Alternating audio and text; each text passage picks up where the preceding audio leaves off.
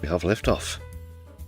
Happy Socialist Sunday, everybody. Welcome to the Sunday live stream on my left eye. I'm your host, Lefty. You're all very welcome here this evening. Thanks for joining us.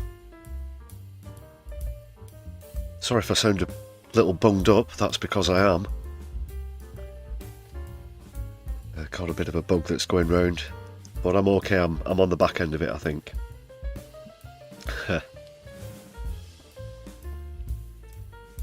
So sorry if my voice sounds a bit funny when I'm on the stream. This evening,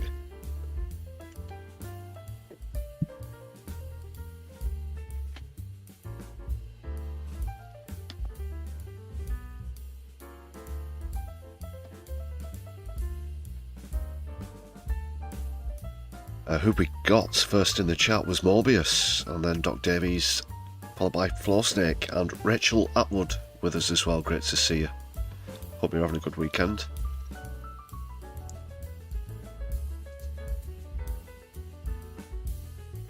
To anybody still arriving, please make sure you hit thumbs up as you join us.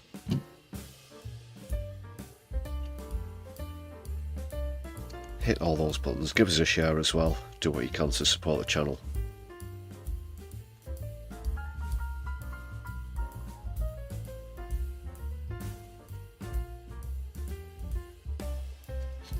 I'll be going into the charcuterie kitchen shortly. Keith's charcuterie kitchen. I was to go through what's coming up on the stream.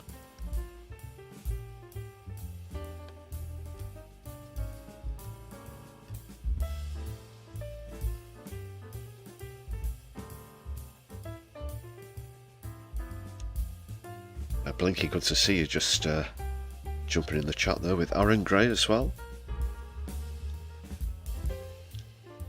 A very good evening to you both.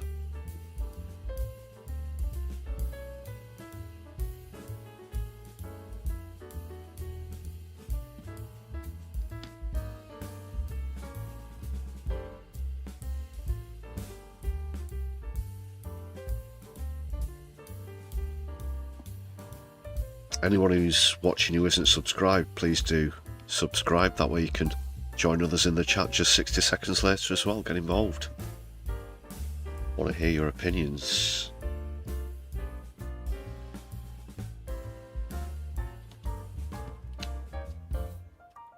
Anyone who doesn't know the channel, this is My Left Eye, all about politics and society from a left-wing point of view. Made by Socialists for Socialists.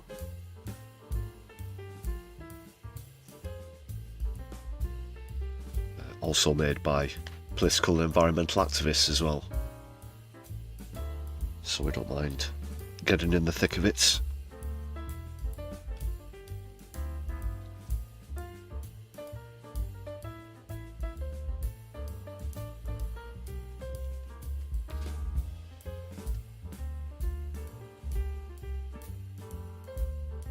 So just to explain again, I think I caught a little bug or something yesterday, so if my voice sounds a little different, apologies for that.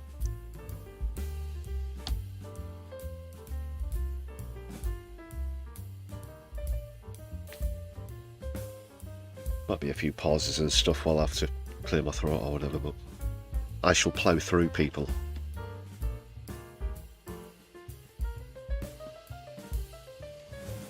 I'm a fighter. Rhubarb, guten Abend, wie geht's Sie?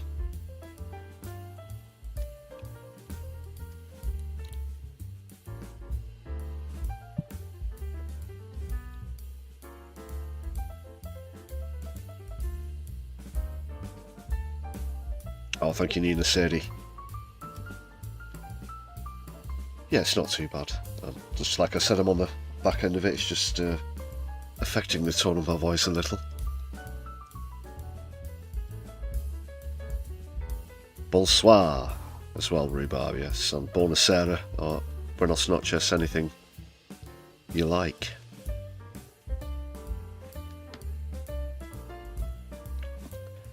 Good to have an international, multilingual audience here on the channel.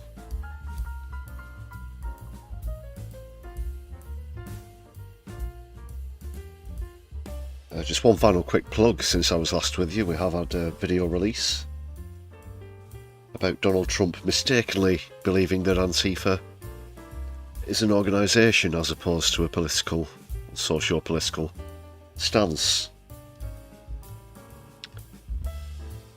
A simple combination of two words to describe the fact that you oppose fascism, but no, that's an organisation to him. More about this kind of, these kind of, unfortunately pluralised, ridiculous policies to come, because that's not all.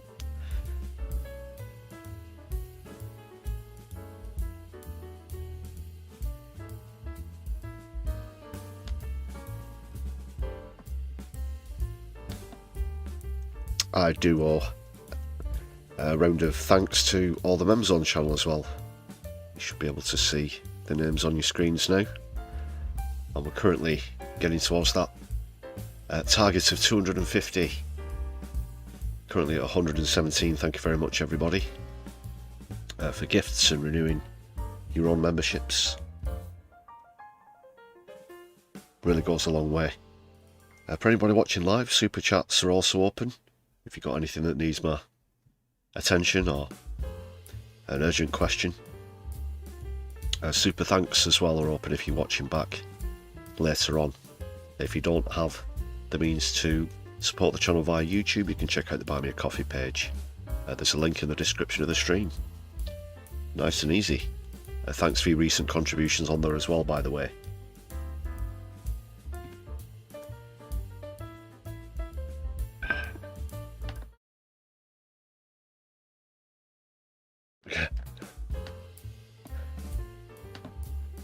Yeah, that was the wrong scene there. Sorry to cut everything else. That was Phil's fault for some reason. I'll think of something later.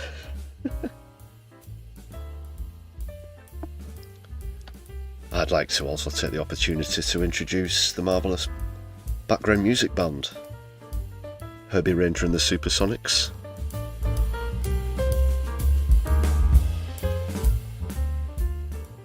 Keeping us nice and relaxed with a bit of jazz. Here every Sunday.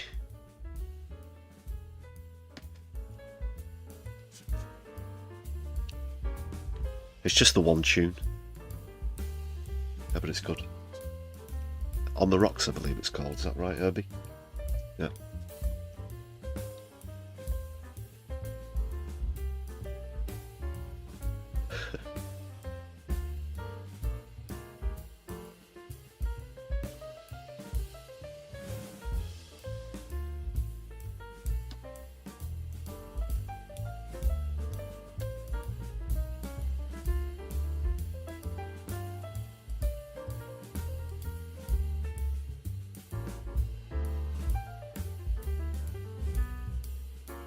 I think I've done all the plugs. So we'll get over to the lounge, the kitchen indeed, in a moment. We're going to have to get used to that change of scenery. We'll see how this works out. Introduced it last week. We would normally go into Keith's Fondue Lounge, which is just a sort of preset scene there, put together by the fantastic Agitator. But we had a different change of scene last week. Got into the kitchen. Bit of a different music, bit of a different vibe.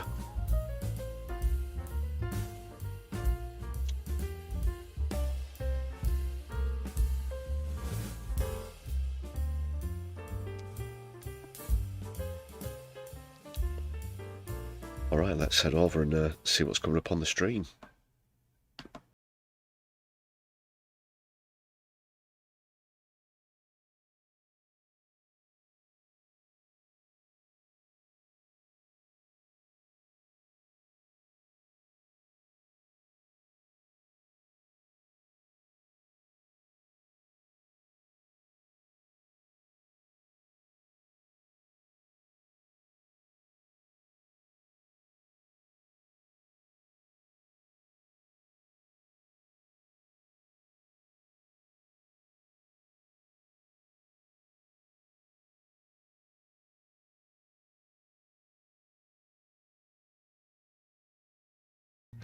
recognising Palestine as a state, the consequences that may or may not come from that, for what it's worth, but also the rank hypocrisy, as at the same time, of course, the UK is complicit in the ongoing illegal occupation and what is now officially a genocide. The United Nations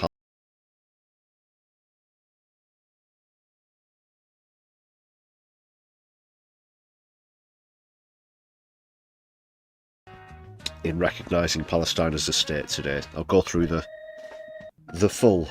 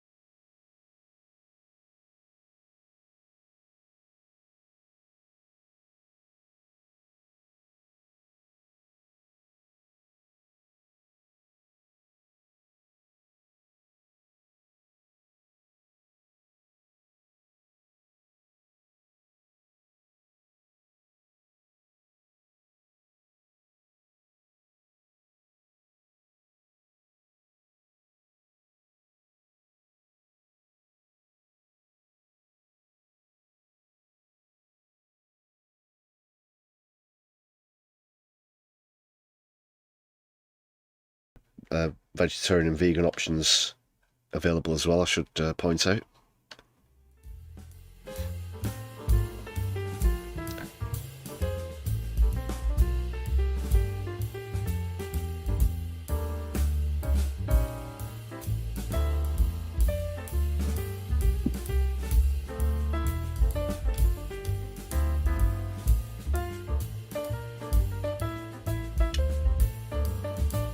Yeah, point there, Genie as well. Today's terrorist organisations are on the side of good, environment, peace, Antifa protesters, BLM walk unions, human rights organisations. Yeah.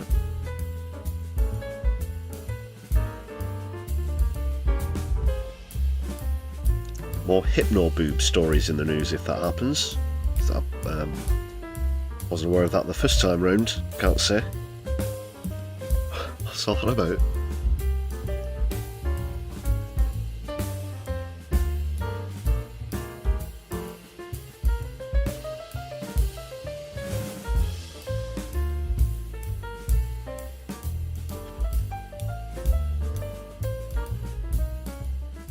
Turn the background music down a bit. It is supposed to be just hanging there in the background.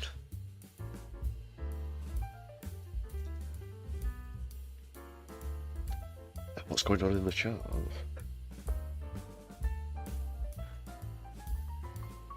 Okay, let's kick off with something light-hearted, bit of a comedy clip. Excerpt. Now this is from Spitting Image.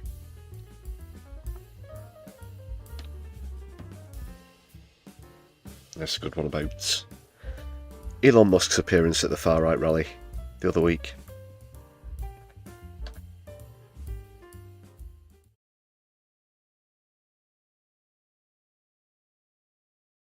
Hello, Aryan Anglo-Saxons of England. Elon Musk here, living proof that money can't buy you happiness.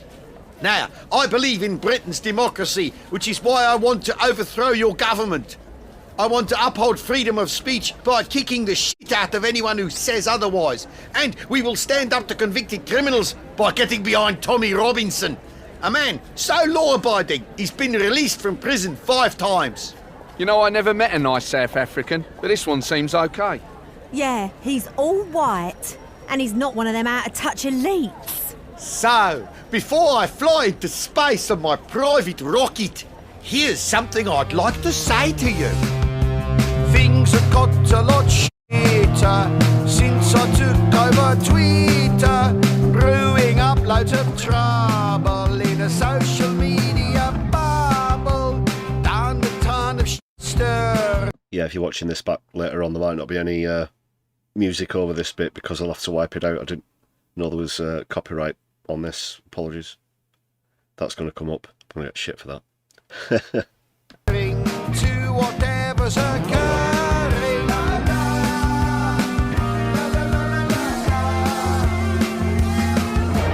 Trying to start a riot. Trying to start a riot. Trying to start a riot. Trying to start a riot. Trying to start a riot. Trying to start a riot.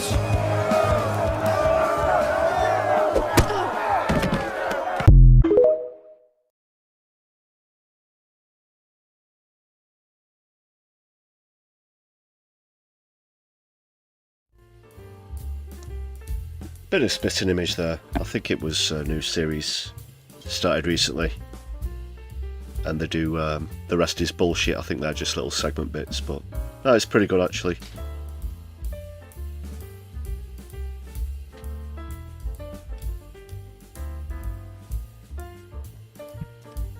I like how they have the Paddington Bear, but he doesn't have a British accent like in the cartoons because he's supposed to be from Peru. He actually has a Peruvian accent.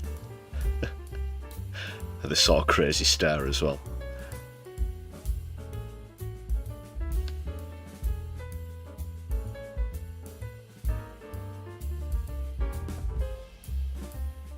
Pretty sure everyone's heard of Spitting Image.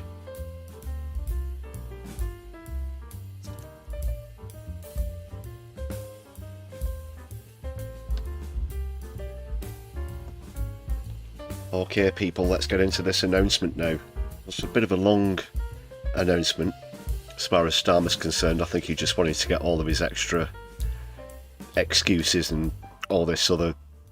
Half of it was kissing Israel's arse anyway, even while he's announcing that Palestine's a state.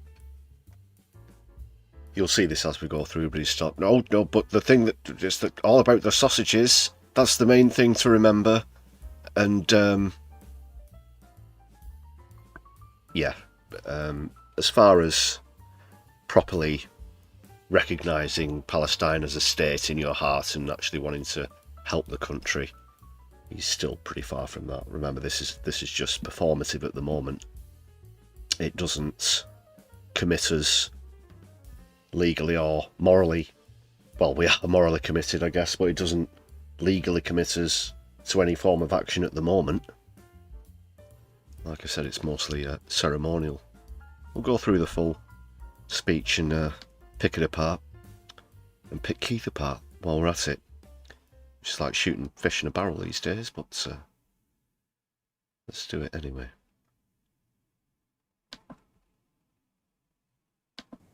In the face of the growing horror in the Middle East, Sausages. we are acting to keep alive the possibility of peace and a two-state solution.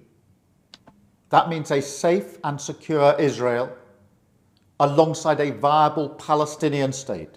Do you note? It's very important to note which one of those he put first as a priority.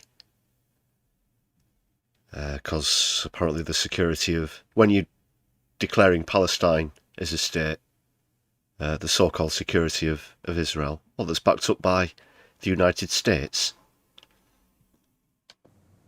At the moment, we have neither. Ordinary people, Israeli and Palestinian, deserve to live in peace, to try to rebuild their lives free from violence and suffering. That's what the British people desperately want to see. Yeah, that's why we just decided to plant Israel down into Palestine 80 years ago and go, you know, this is their land now. I'm certain they'll just stay here and live peacefully, won't encroach any further illegally. I mean, come on. You've got to hold your hands up and say it was the UK and the United States who started all this. The background there is artificially generated, I think, as well. I don't think that's actually from Number 10 or anything. Doesn't look like it is. That looks... he looks like he's imposed onto a background there. Yeah, you can sort of give away by the way it's embeveled or embossed. But flags, flanked by flags, of course. Yet, almost 2 years after the barbaric attacks of October the 7th, Oh, here we go. hostages are Sausages. still held by the terrorists of Hamas. You don't decide to kick off with 700,000 Palestinians dead. Don't decide to mention that well over a third of those have been children, around 50% or more of women and children. The deliberate targeting of children, the deliberate targeting of journalists, the fact that pretty much every building higher than 4 stories in Gaza has been demolished. No, let's start. I mean, you can count them on your fucking fingers at this point. We're talking about, and I don't want to sound inhumane, but when you're balancing human life against human life, it's very clear who the victims are in this situation. But still trying to invoke sympathy for people who, yes, were taken hostage, but in a country that they were illegally occupying and a country that has the right to defend itself by any means if illegally occupied. You can try and pull at my heartstrings as much as you want, but against the balance of all those women and children and everything that's happened in the last 2 years alone, let alone since 1948. I think it's just an insult to anybody's intelligence, really. And yes, I do want to see the hostages return, but we all know that's not really Israel's goal either. They've rejected that several times in ceasefire talks. And I'm just frankly sick of this being the first thing that comes out of anyone's mouths. October 7th, hostages. It's one thing as an argument that it has no weight at all at this point. Nothing justifies what Israel are doing. Nothing. Recent images show the hostages suffering and emaciated. Hamas even refused to release all the bodies of the dead. Wrong. Hamas offered as early as November 2023 to release all of the hostages if the IDF withdrew from Gaza. They also offered to dissolve the government at that point and let the people vote for who would take over Hamas, but that was rejected as well by Benjamin Netanyahu, just so that he can perpetuate this maniacal plan. He has this psychotic vision of the greater Israel, like something out of a fucking James Bond film, as the world watched, and people have since ignored when the bad guy stood in front of the world and said, "I want to take over all of the Middle East. Here's a map." But no, they're the victims. Let's get the small violins out for them. I have met British families of the hostages. I see the torture that they endure each and every day. Pain that strikes deep in people's hearts across Israel and here in the United Kingdom. The hostages must be released immediately, and we will keep fighting to bring them home. Let's be frank. Hamas is a brutal terror organisation. Our call for a genuine two-state solution is the exact opposite of their hateful vision. Well, this, okay, so that accusation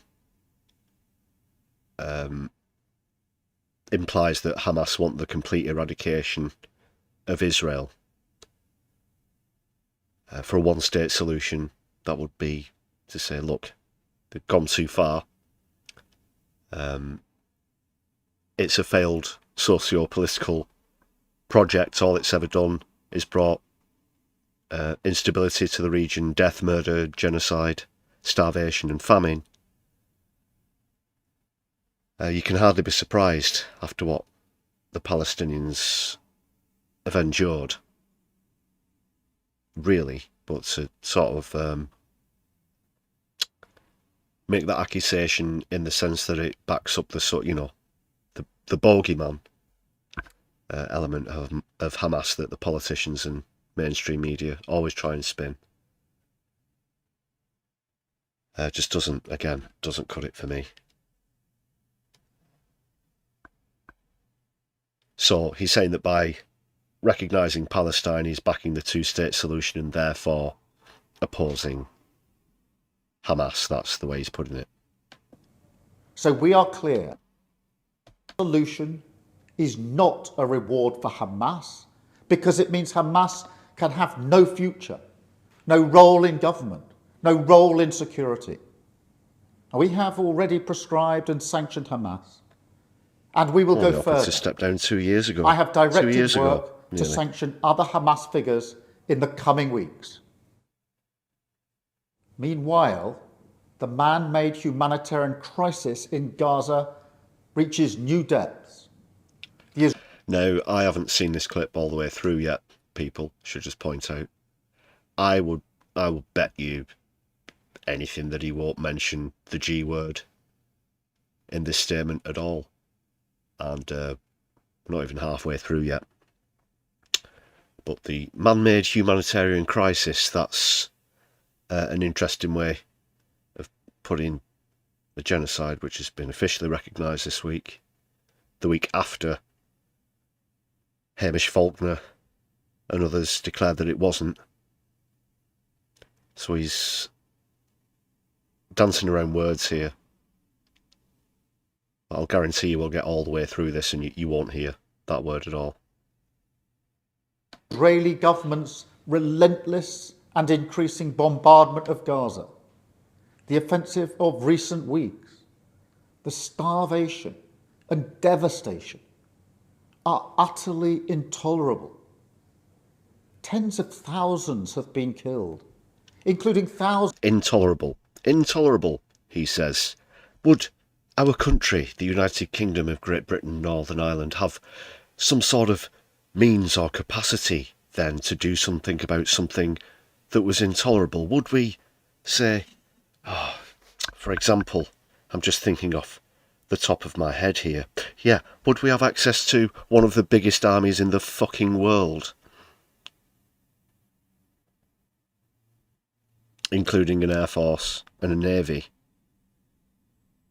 Would we, if it is intolerable, would we at least be capable of backing up the Sumud flotilla, along with other countries, which is on its way to Gaza as we speak? Intolerable means you would do everything within your power to stop that from happening, rather than the kind of empty words, hollow statements that we're used to from Keir Starmer, that we got used to with David Lammy, and now we'll get from Yvette Cooper as well. Hamish Faulkner, who I just mentioned as well. All paid up by the Israeli lobbies, in case you needed reminding. As they tried to collect food and water. This death and destruction horrifies all of us. It must end. They do have that right. They do have that right. They do have that right. Mention water, though. Cutting off water apparently was something that Israel had a right to do this time 2 years ago, when he thought the whole world was going to get behind Israel. And I'm sure that that's what America and others thought. Oh, this'll be your 9/11. You know, you'll have the sympathy of the world, and it'll be like 9/11 multiplied by Charlie Hebdo times 1,000. No. People see through that. You've backed the wrong horse, and you're leaving this country on the wrong side of history. Despite this declaration today, history still stands as it is, that we've been complicit in all of this for a long time, and still are. We have evacuated the first group of sick and injured children to the United Kingdom to be treated by the NHS, and we continue to increase our humanitarian support. Refugees. But still, nowhere near enough aid is getting through. We call again. You can't make it. 1 minute he stood in front of the TV declaring how proud he is of Labour's apparent achievements on keeping refugees out, and now here he is. We're welcoming these refugees now from Palestine. Just, you know, are refugees welcome here or not? Or are you just trying to play both sides, Keith? It's weather vanery of the First Division, Premier League weather vanery right here. I'm sure that last sentence, though, was music to the ears of the people you're trying to appeal to, the Yaxley Lennon crowd. You know, Farage's Goon Squad. But I'll be very clear of my stance where that's concerned. I say it loud and say it clear. Refugees are welcome here. On the Israeli government to lift the unacceptable restrictions at the border, stop these cruel tactics, and let the aid surge in. With the actions of Hamas, the Israeli government escalating the conflict, and settlement building being accelerated in the West Bank, the hope of a two-state solution is fading. But we cannot let that light go out. That is why we are building consensus with leaders in the region and beyond around our framework for peace. Framework for peace. That's a funny way of saying that, as usual, Western powers, the United States, United Kingdom or whatever, will decide what to do with another country as though it was ours, the same way this all started back in the 1940s. It doesn't work. It doesn't work, Keith. Okay, the Palestinians should be deciding who leads their country next. They'll be favouring getting the Palestinian Authority in there, but they're compromised right up to the eyeballs. No, they really are. There's a lot of people within the Palestinian Authority who are actually under the control of Israel and Benjamin Netanyahu. So you don't talk to other countries. It's the same way that you try and move lines on a map and all just what sort of, like kids playing with soldiers or whatever, or a model town or a model world in this case. We'll just, and it sounds so simple in the head, we'll just move these people here and then we'll draw up an imaginary line here and everything's good. And then, yeah, just wipe your hands. Job well done. Another hard day's work. No, let the Palestinians decide. This has got to be democratic. After what they've been through, they should at least be able to decide their own future and destiny and who will lead them. And then you can truly put to bed any of this bollocks about Hamas and connections to terrorism and so on and so forth. It would be legitimately, democratically elected, whomever it may be. It's a practical plan to bring people together behind a common vision and a series of steps, including the reform of the Palestinian Authority, that takes us from a ceasefire in Gaza to negotiations on a two-state solution. We will keep driving this forward. As part of this effort... I noticed a few comments in the chat about his stance. Yeah, it's very rigid. He's not moved more than 0.5 millimetre from the centre position since he began. 9 signs he's pointing out there. I've noticed a bit of repetition with his hand movement as well. He's doing the make a hole thing now, and then he's going to go to the double claw. He might try a bit of the invisible drumstick coming up as well, but he's going from the make a hole and then the sort of double claw grasping sort of thing he does. That's the least of it though. It's the absolute shit that's coming out of his mouth that matters more than anything.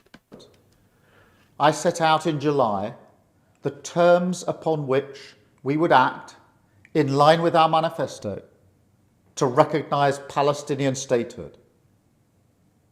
That moment has now arrived. So today, to revive the hope of peace and a two-state solution, I state clearly, as Prime Minister of this great country, that the United Kingdom formally recognises the state of Palestine. We recognise the state of Israel. He thinks that in years to come, there's, some real highlights of the country's greatest ever political achievements, and they'll go all the way back through history, and then, the nostalgia. They always do the war nostalgia, don't they, of course? They'll throw a load of Churchill in there, or whatever, and then it'll get to Starmer, and it'll be like,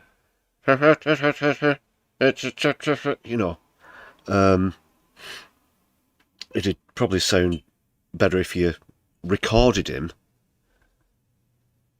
and then downloaded it to a small device or phone, rammed it down a duck's throat, and then set it off. It'd still sound better than his natural tone.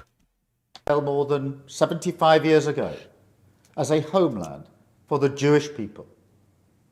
Today, we join over 150 countries who recognise a Palestinian state also. A pledge to the Palestinian and Israeli people that there can be a better future. Yeah, I did see the poll suggestion there, Floor Snake. He's nearly finished now, so sorry it's a bit late for putting a poll up. But good options to the question, how does Keith stand up without a spine? Is it number 1, he's a briefcase with stiff panels. Number 2, he's got an IOF truncheon up tarse, up tharse, which was Nine's suggestion.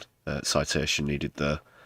Another one, I don't know, maybe fell over onto an umbrella stand or something like that.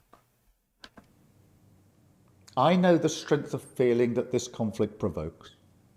We have seen it on our streets, in our schools, in conversations we've had with friends and family.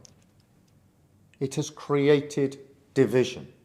Some have used it to There's the double claw. There's the double claw. stoke hatred and fear. But that solves nothing. Not only must we... Oh no, it's not the it's not a double claw. It's actually a natural defence mechanism that you'll find a lot within nature, within camouflage and coating of animals, an actual replication of false eyes to distract or deter predators. Tigers also use, other predators also use the method. It can be used by predators as well as prey, but maybe that's what it is. He doesn't want you to look into his lying eyes, so just look down at the artificial eyes created by the double claw. It's a psyop. It's a psyop. Have we got any more tinfoil there, Phil? We're going to need a lot later on as well for this Tyler Robinson stuff. It's not tin hat shit, it's all real. We reject hate. We must redouble our efforts to combat hatred in all its forms. We must channel our efforts, united together in hope. I'd describe genocide as a form of hatred. You don't think that's too hyperbolic, do you, people? Any form of hatred. What about going on TV and openly saying that you want to starve an entire population, that you want to massacre an entire population and steal all of their land? Would that be perhaps hate-driven? Would there be some sort of element of hate in there? Maybe. As well as deliberately targeting children, women and journalists? Or does that just fly over your brill-creamed head? Behind the peaceful future we want to see the release of the hostages, an end to the violence, an end to the suffering, Say genocide. and a shift back towards a two-state solution. He's got 7 seconds. As Say the genocide. best Just say it once. For Say it peace once. and security Say it once. for Once. all sides. Oh, go fuck yourself, Keith. What a load of... what a fucking shite hawk. I knew it. I knew he wasn't going to say it once. How many different words? He used 50 different words there when just one would have done. Incalculable suffering. The man-made famine. Just say it. Just say the fucking word. But you can't, because that's an admission, isn't it? You say genocide. That's an admission.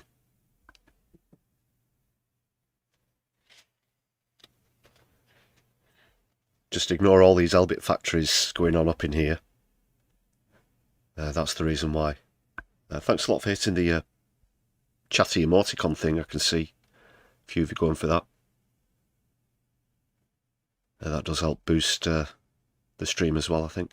Nice one. What do you make of that, people?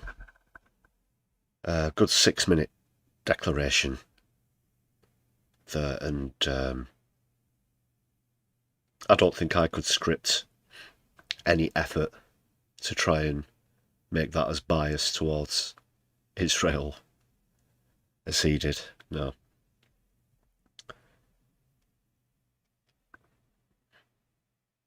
I do have another clip though, something it's a bit more pleasing to the eye. Hussam Zomlot, who's a great spokes, you'd be familiar with him, I'm sure. Actually made it onto Laura Kussenberg's show earlier today. She's doing the usual thing, trying to make the usual talking points for Israel. We're quite used to that by now. By the way, dear BBC, you do suck. Your reporting where the genocide and occupation of Gaza concerns certainly sucks. That's what I'm getting at. And again, yeah, like I said, very typical performance from Kussenberg. But Zomlot has got all the answers. He really does know his stuff. It would mean a lot, but what would it mean to the people of Britain? And Britain, that's the most important question, because this is more about Britain than it is about Palestine. Palestine existed long before the Balfour Declaration. Palestine existed long before Israel. Palestine is the cradle of civilization, the birthplace of Christianity. So we existed. The issue today is ending the... That's one... Sorry to interrupt so early on as well. That's one thing that always gets me about this, you know, the first Jewish state and all this. And I don't buy it. It's only Israel, the United States, their allies who say that it is. Because you can't exclusively make a country for one religion. That goes against international law. But as he just said, that any time, even Keir Starmer might bring it up, and mention Israel and Jewish state in the same breath. Palestine is where Bethlehem is, which is the supposed birthplace of Jesus Christ. Is Keir Starmer, is anyone else just happy to dismiss that bit of theology? I don't know.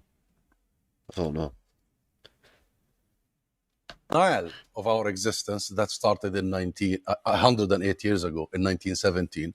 And I think today the British people should celebrate a day when history is being corrected, when wrongs are being righted, when recognition of the wrongs of the past are beginning to be corrected, and when taking responsibility of that colonial era, because that era has led us directly to the genocide in Gaza today, and that era has led to the ethnic cleansing of 2/3 of the Palestinian people during the Nakba and during the British Mandate. So today, we welcome such a historic step, and historic because, as Secretary David Lammy said in the UN in July, the hands of history is on our shoulders, meaning that the hands of British history on this whole conflict. So, of course, we will welcome it, Laura. And, of course, this is a step forward in the direction of peace, in the direction of... She just can't wait to try and cook... But what? Hostages? Hummus. October 7th. Hostages, hummus. October 7th. Rewarding terrorism. She just can't wait. Nothing that Zomlot's saying here is being absorbed by Kussenberg at all at this point. Justice and in the direction of ending the erasure and the genocide. But there are other people in this country, and there are British families with links to hostages being held by Hamas who have... There are British families with links to Palestinians as well, Laura. Begged the British Prime Minister not to go ahead with this, who have said this is a propaganda gift for Hamas. What do you say to them? They're wrong. They're very, very, very wrong. Well, this is what Hamas they should not play in the propaganda machine of Benjamin Netanyahu, Smotrich and Ben Gvir, the most fanatical government of Israel. Those are the families of hostages who've been taken by Hamas. And I'll just read our audience. This is what a Hamas official said in August. They said the initiative to recognize the Palestinian state is one of the fruits of October the 7th. Now, that is clearly, from Hamas's point of view, them saying, yes, we have achieved something here. We have got countries to give us something what we want as a result of their appalling actions on October the 7th. And that... No, as a result of them defending themselves by any means which they're legally obliged to, legally allowed to. Laura, this is the, you know, one of the main political figures in mainstream media here.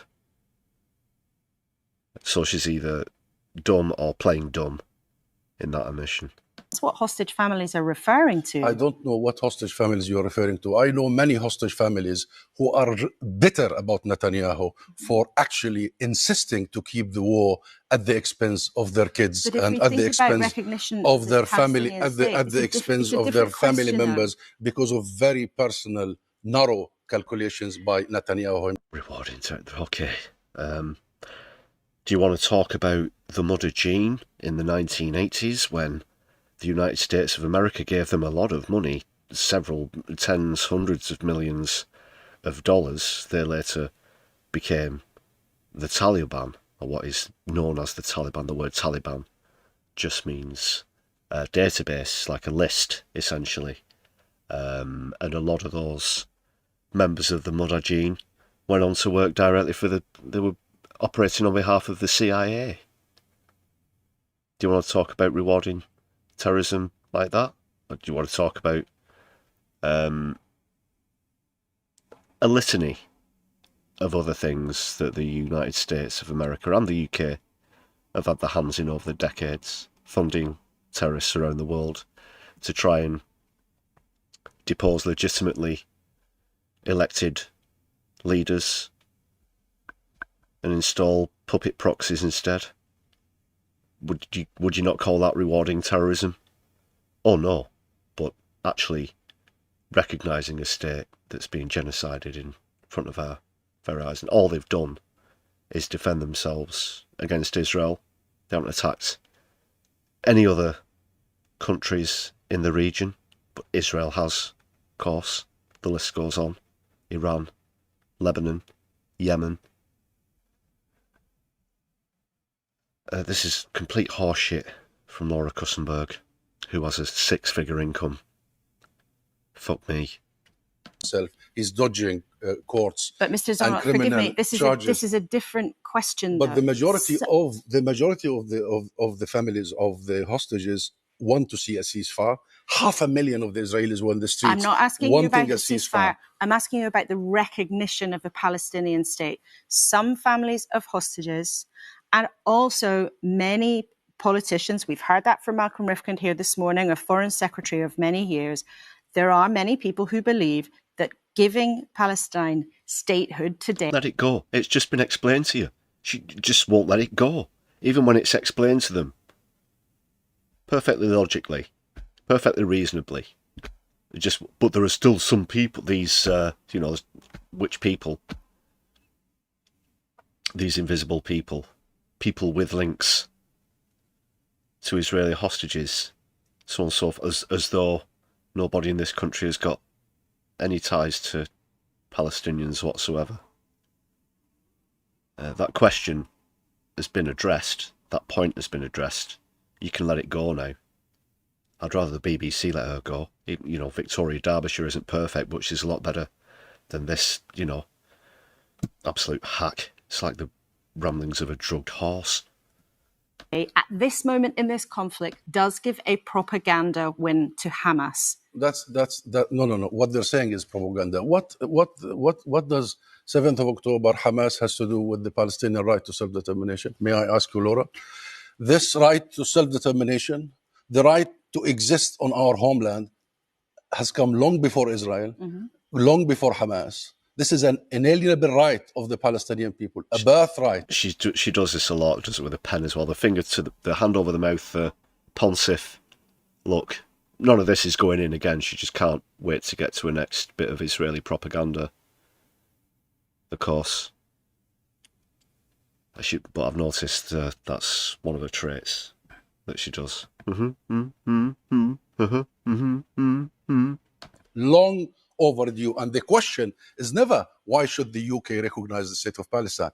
The question is, why didn't the UK recognize the state of Palestine all this long?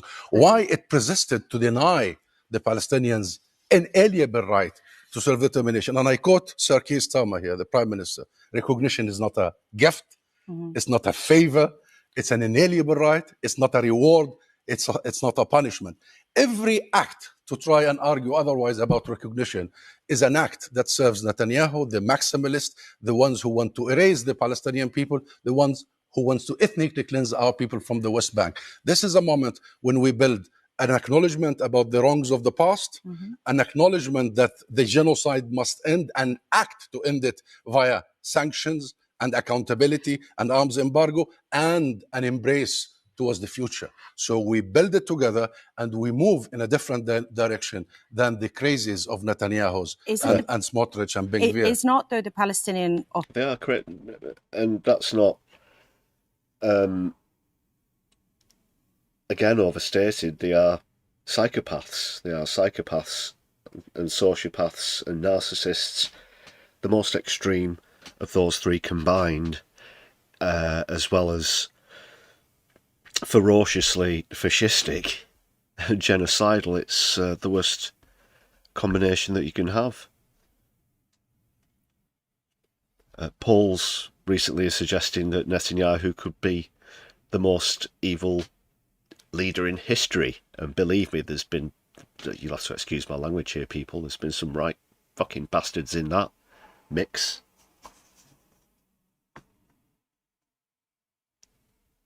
Authority too weak for this process to proceed. You haven't held elections for years. There's very widespread evidence of corruption in the Palestinian Authority. Is it in any kind of condition actually to proceed here? We're one of the few countries who have been convening elections. We even convened the last elections and Hamas won, and it was actually handed power. This is not about elections. This is not about our behavior. And I have to say, we are absolutely committing to the democratic renewal and to elections as soon as the genocide ends. That would have been just in the West Bank, I believe, though. Those elections, I'm not sure if they were held in Gaza. What with the complete collapse of infrastructure, this mostly refers to the West Bank. It's not about our behavior, Laura. This is about our existence. We better behave. We have to continue on the democratic process, on a state that protects its people like any other state. We have to end this exceptionalism about Israel and exceptionalism about us. We will be just like any other democratic. Yeah, and that's the thing, one of the things I can't stand the most about this. It is the spoilt childness of Donald Trump combined with the absolute hubris and exceptionalism that you get from Benjamin Netanyahu. And Israel have been that way for many decades now. They think that international law doesn't apply if you point at something and say Hamas or command and control centre or something like this, as though there's some sort of caveat or footnote in the legislation, which when you look at it says, except when it's a Hamas command and control centre, and Israel can do whatever they want. No, the law is the law. And it applies to all countries. And they might say, again, this is part of Zionism, part of Israeli Zionism. But the sense of exceptionalism is also founded rather shamefully and besmirks the memory of their ancestors and their suffrage in Europe at the hands of fascism, with over 6 million Jews being killed, of course, as well as other groups, other minority groups, homosexuals, intellectuals, communists, Marxists, even members of the Christian clergy as well. But to try and think that that suffrage is any excuse for the suffrage that they're applying and makes them exceptional simply isn't so. It doesn't follow, and that stems from, again, the Zionist doctrine and more sort of tactic and modus operandi. The first thing they respond with when they're faced with legitimate criticism is to accuse their accusers of being racist and try to simply boil it down to that. But no, it doesn't wash anymore. They're certainly not special. They're certainly not exceptional. The only thing that might possibly make them exceptional doesn't do them any favour, and that is the fact that they are one of the only states that has been created within living memory that has then gone on to illegally occupy and genocide, the country that it was based in? Is that really something that they want on the CV for sort of exceptionalism? Because there are still people in the Jewish bloc at marches who were children during the Holocaust, but it is within living memory for them. They are the survivors of Holocaust victims. So when we talk about this, we're not talking about when respective Bibles were set. We're not talking about thousands of years. We're talking about things that have happened within living memory. So they're exceptional in that sense.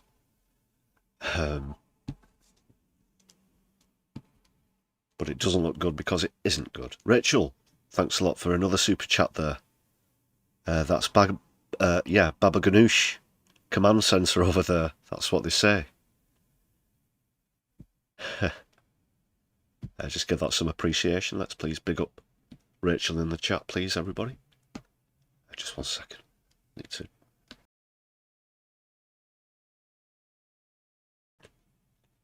Oh, sorry. It's this bug. It's on the way out, but yeah. So really well said there from Hussam Zomlot. There's still a bit more left in this clip, but I'd like to know your thoughts about how he's responding to Laura Kussenberg's very, very poor efforts here. State, but think with me. How can you convene elections in the middle of genocide? How can you convene elections while settler terrorism and settler terrorists are rampaging in the West Bank? How can you convene elections when you have now 1,200 roadblocks, checkpoints, making the West Bank cities more of ghettos rather than cities? Completely. Yeah, sorry, just Rachel, that's deliberate, the hummus thing. It's sort of a bit of a in-joke in socialist circles here, since they were, prescribed group. And it kept getting brought up a lot. When people would immediately respond with, do you condemn Hamas? It turned into hummus as sort of a thing. Yeah, it's deliberate. In cycle. How can you convene elections when Israel refuses your people in Jerusalem, 350,000, to take part in that democratic process? Okay. So democratic process under military occupation is not perfect. Okay. We need to focus on the root cause, on ending the occupation, on establishing a sovereign state of Palestine. And that's why recognition is foundational step towards that. And anybody who argues against that is somebody who wants to see us moving backward rather than forward. Okay. Mr. Zomlot, thank you very much indeed for coming in. It's been great to have you with us in the studio on a major day for what happens next in the Middle East. Thank you very much indeed. And of course, the UK government does not yet accept that Israel has carried out genocide. Well, too bad for them. Get with the fucking times, because everybody else is. Everybody else has. We know why. It's because we're complicit. In the conflict of the last few months, the United Nations have found that is the case in a major report not so long ago, but the UK position at this stage is not to accept. Well, she's complicit as well, trying to defend them with all of that crap. I want to play this as well. I mentioned kneecap earlier, just 1 sec before I play the clip.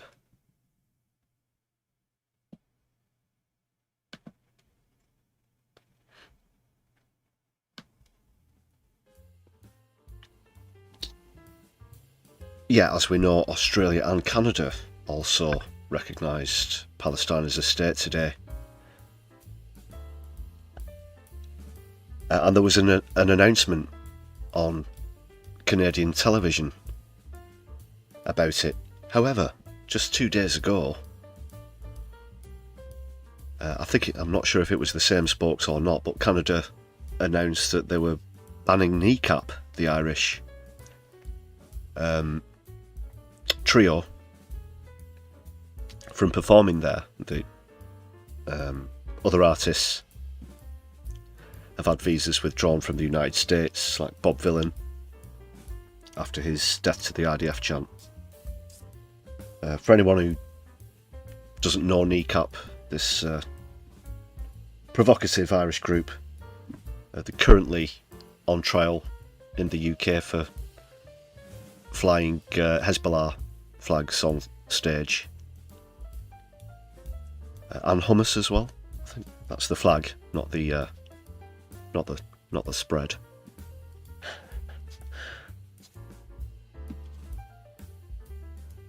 So that seems a bit double standards to me, the fact that Canada are recognising Palestine at the same time as banning a group who speak out about the genocide in Palestine.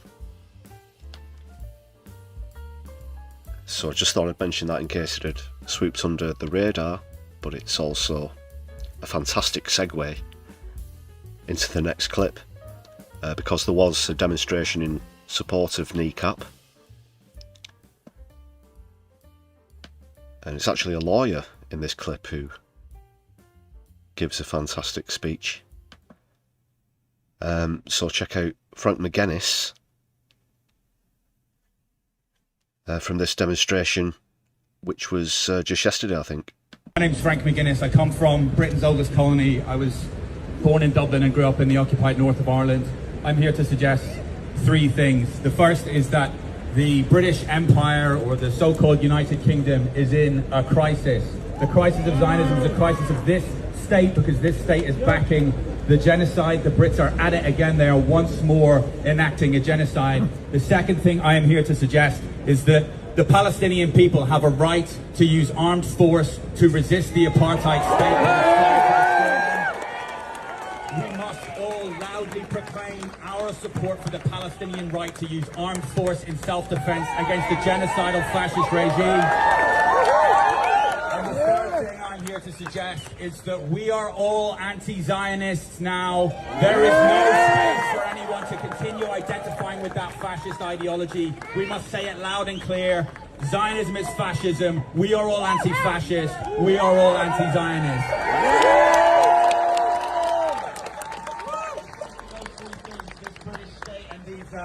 The violent enforcement arm of the state that you see surrounding you today, the Metropolitan Police, are of course complicit in this crisis. Yes. They've hyper-scrutinized our speech, they've hyper-scrutinized our placards, they've hyper-scrutinized our social media to try and find some foot that we may have put wrong, to try and test whether we've contravened the ridiculous terms of the Terrorism Act 2000, to try and insinuate that we are terrorists and anti-Semites for opposing their little loyal Jewish Ulster, as the apartheid state of Israel is once called. The British state is up to its neck in Palestinian blood. Yes. The blood will never wash off. Keir Starmer will forever be remembered as the war criminal at the top of the British Empire that presided over this genocide. Liam should not be on the inside of a dock. Keir Starmer will hopefully one day see the inside of a dock of a war crimes tribunal. His colleagues in the British Empire who did this to Palestinians. The Terrorism Act 2000 is in a complete legitimacy crisis, not just because of its use to try and attack the comrades in kneecap. They're using it to try and attack everyone. They've made an astonishing mistake in trying to ban my friends in Palestine Action. That group should never have been attacked in the way that it was. Those laws should never have been passed. The British state has no business lecturing anyone about violence. They have no business lecturing anyone about racism. They have no business lecturing anyone on how to resist colonialism. They are one of the most violently racist colonial empires in human history. They should sit down and shut up. Fuck the British state! Have a right to armed resistance against this fascist empire as it attempts to enact a genocide against them. Yes. You think about the good people in the Front Libération Nationale, the FLN, that liberated Algeria from the French colonizers, good friends of the British Empire. The people of Algeria fought with guns and with bombs against the people colonizing them at staggering cost to themselves. Let me remind you, it took 1 million Algerians, 1 million Algerian lives to drive those French colonizers out of Algeria. But they did it. It is one of the most successful instances of anti-colonial resistance in human history. No Iran! We are all anti-fascist! We are all anti-Zionist now! Do not be complacent. Your government, our so-called government, Ottoman, the British Empire that colonised my homeland and that colonised Palestine is at it again. They're engaged in a mass murder of Palestinians because they're viewed as a racial threat to the demographic purity of their little loyal Jewish Ulster. We must not be complacent. Coming to this rally is not enough. We must escalate our opposition to their genocide until it is definitively defeated, until a ceasefire is called, and from there we must dismantle the apartheid state of Israel and consign it to the dustbin of history. Glory to the resistance and its martyrs. Shoki Allah!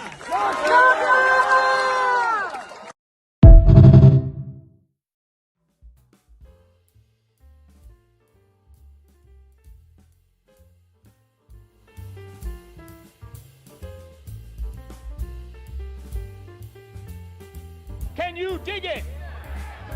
Can you dig it? Can you dig it?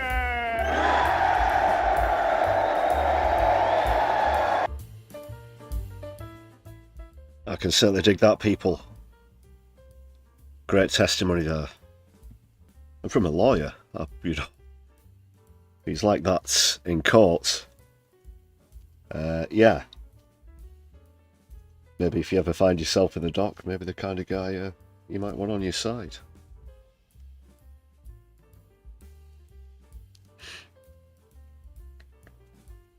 Yeah, solidarity with the Irish, as always, here on My Left Eye.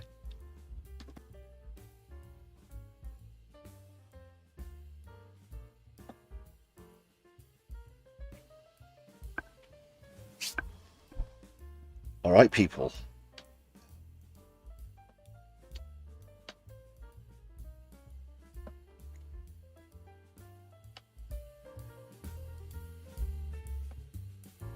So just rounding off the Palestinian state announcement. Some people think that this might be an effort from Keir Starmer to try and save himself, his career, his popularity, and everything else going against him at the moment.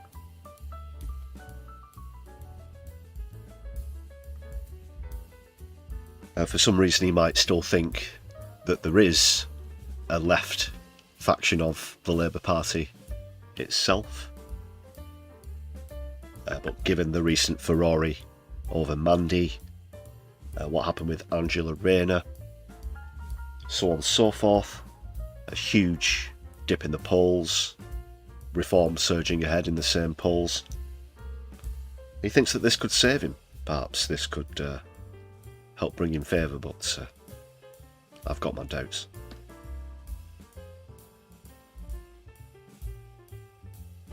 No, the party's just full of neoliberal careerists anyway. Most of the cabinet are paid up by Israel lobbies. I don't think this move will invoke enough sympathy from anyone in the party to make them hesitate to make a move against him.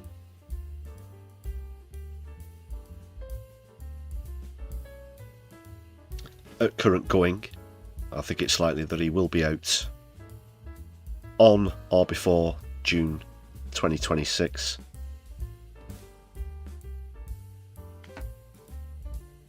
That's giving Starmer quite a lot of benefit of the doubt, I should point out as well.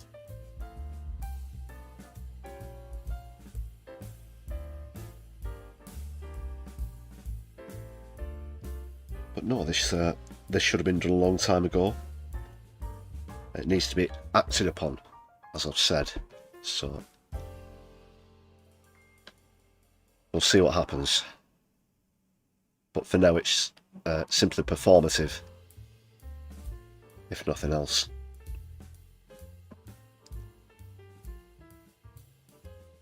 Speaking of the polls though, what's the latest reckoning? What's going on out there? So this one here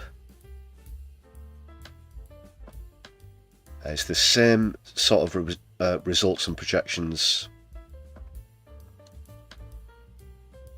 that we've seen recently, but if we had proportional representation instead of first past the post. So what does this mean? What does this change?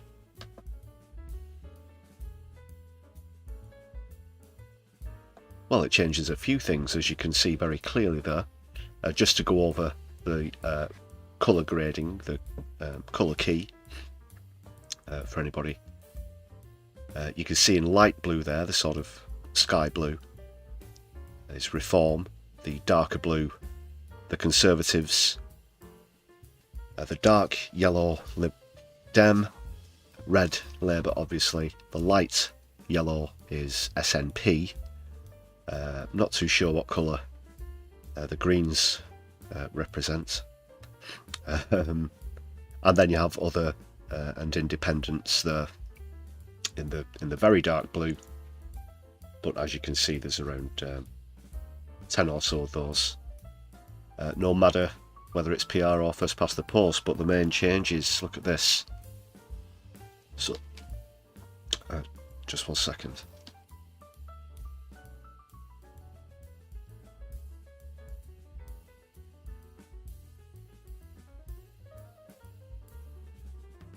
Sorry, people. You can see how much that would eat into Reform's lead. You would also see how many more seats the Green Party would get.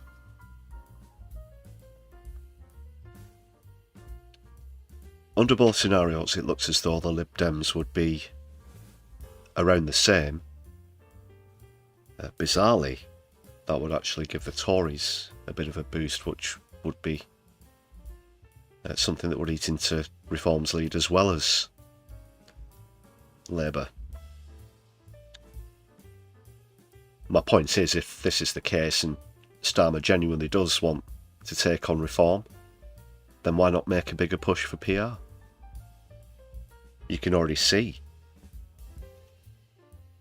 they'd be projected to get almost twice the number of seats than they are at the moment. If you look at the bottom one, the first past the post, you might have noticed, obviously, Reform, clear, have a clear majority there, over 50% of the seats. But you'll also notice that Lib Dem have more seats than Labour. They would be resigned to third place under first past the post. Bizarrely, PR doesn't do a great deal of good for SNP in Scotland, who are actually, ironically, better off under first past the post at the moment. That just goes down to the number of seats in Scotland. It being far less split than England and Wales.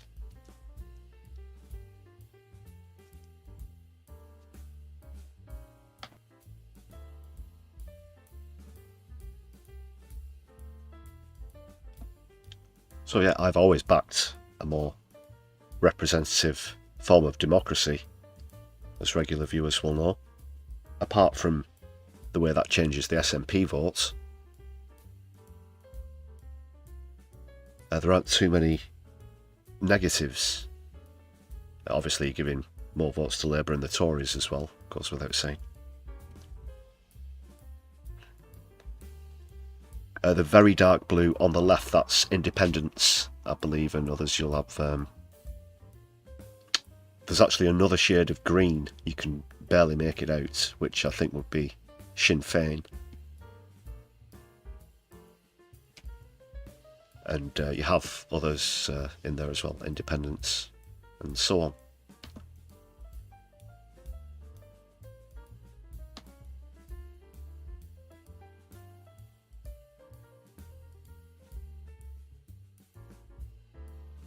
Quite interesting, quite interesting. Something else that's interesting, though, where Starmer's popularity is concerned. Take a look at this, people. Just a straight up, should he resign?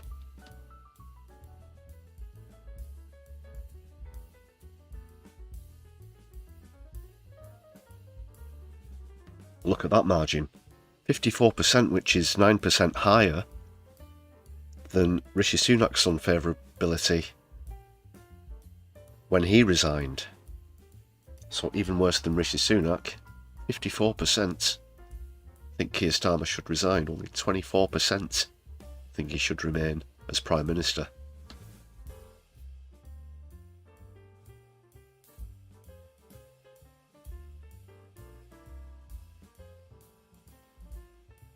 But this is 15 months. 15 months after taking over. 21% don't know. Can't see why anybody might be on the fence at this point, but there you go. It's an opinion poll.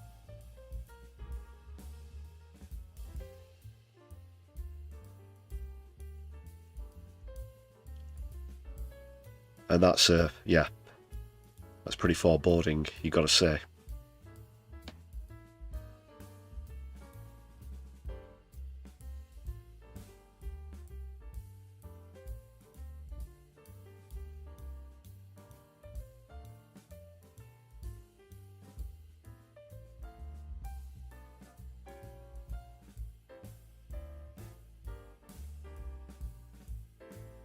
Okay, what's happening in the chat, people? Michael, I wouldn't be surprised if Starmer went before we got to Christmas or New Year. Not at this rate. 54%, that's terrible, isn't it?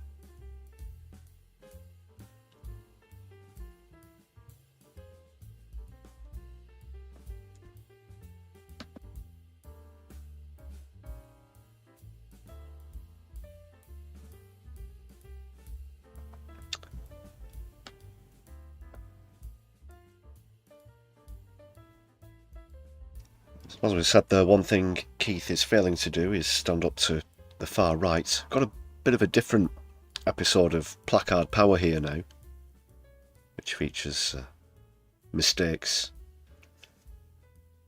literacy errors in far right signage. Something a bit different this time, though. You'll see why in a second.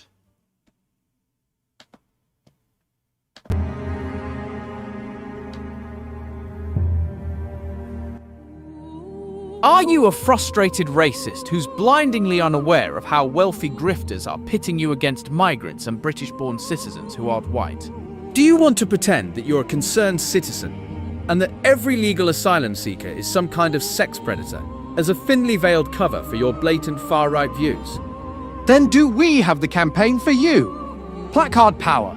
Grab a marker, grab some cardboard, attach it to a plank of wood, and bang. You're good to go. Spelling, don't worry about that. Punctuation? Forget it. That's for woke tranny students. Here at Placard Power, we welcome the illiterate. Dictionaries? Do one. Checking on a computer or phone? No thanks. However, the words sound in your dumb fascist head. Just write them down like that, and in no time at all, you'll be spreading your message to the masses. It's easy, it's simple. Isn't that right, Captain Placard? You bet your bigoted arse it is. Placard Power. Join today.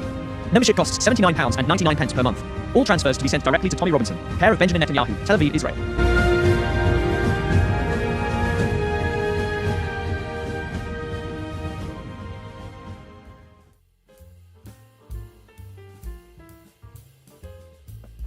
Yeah, Placard Power. Like I said, this one's going to be a bit different this time around. Excuse me. This time around. This time around. Okay, that's better.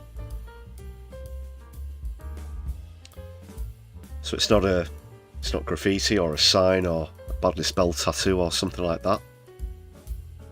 I don't know if you've seen this clip going around social media, but it's just a bit close to home. You can see a man up a ladder there, that's a council worker, taking down one of the Union Jack flags. And then what follows is quite unbelievable.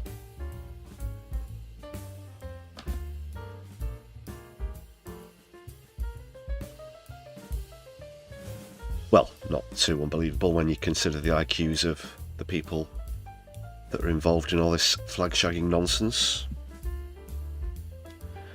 But But anyway, the reason I'm pointing this out is when I first saw this, I thought I recognised the location of where it is and taking a bit of a closer look. And it is actually somewhere I'm familiar with. It's in Walkden, which is in Salford, and that's a busy crossroads there. It's a busy public transport route, etc. From that junction, if you carry on down the road to the left there, that takes you towards Wigan. The other road will take you towards sort of Bolton and other bits of Wigan. Anyway, yeah, so this is in Walkden, in Salford. Get a load of this, dickhead. Here now. Oh, it's a madness. Yeah, he's so annoyed about a flag. This probably won't even be his flag, but he's prepared to risk someone's life by knocking them off a ladder while they're doing the job. And just look at this. And then a member of the public comes over and is like, "What the fuck are you doing, you fucking madhead?" Yeah, no.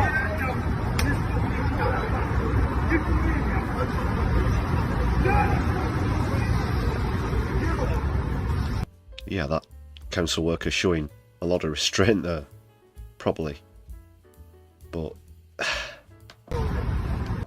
just look at the lengths that these morons are prepared to go to. As though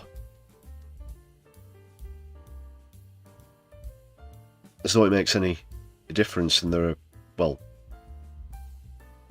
depleting numbers, but quite a few up in some areas of Manchester, including Salford, which I've noticed over the last few weeks.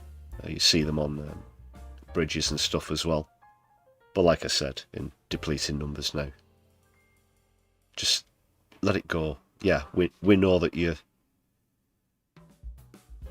a low IQ racist. We get it. You don't have to knock a guy off a ladder to prove what a fucking moron you are.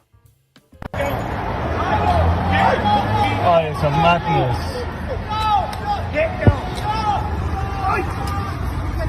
What would he have done if that guy had simply fallen over there and cracked his head open or whatever? What would he say to that guy's family? What would he say to the police? He's trying to take the flag down, innit? It's like, yeah, this job.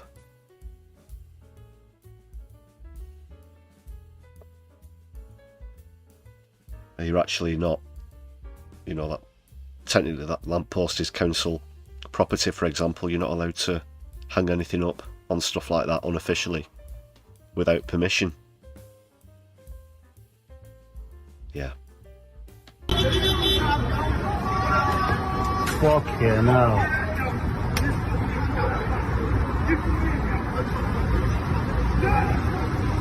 So, Walkden residents. Do you know that guy? I'll try. There were a few still frames closer up of his face that I saw on social media earlier. I'll try and grab one of those if I see it again before the next live stream. But just want to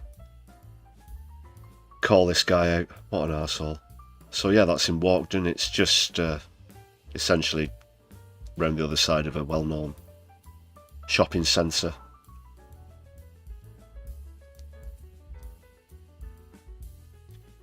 You've got Manchester Road up there, one way.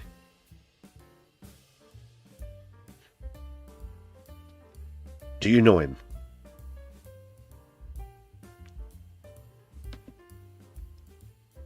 I won't bother with the outro. Just wanted to share that one with you. More placard power to come. But now, people, we get our investigative hats on.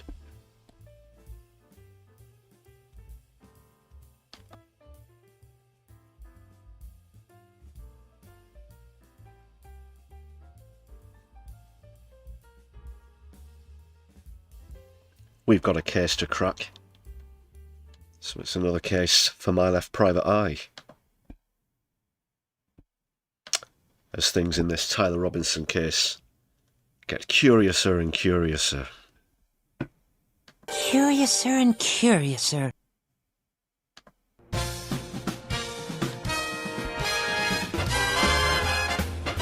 One more question, sir, about those sacks of gold.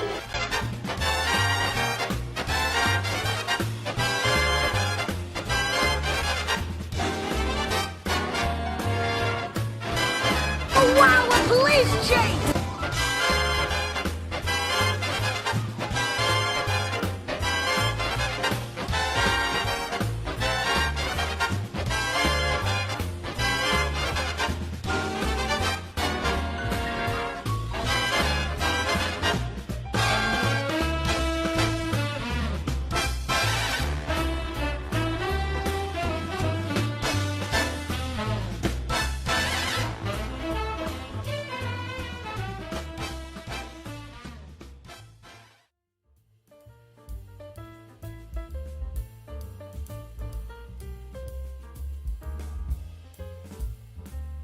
The background music blends into that quite well, doesn't it, actually?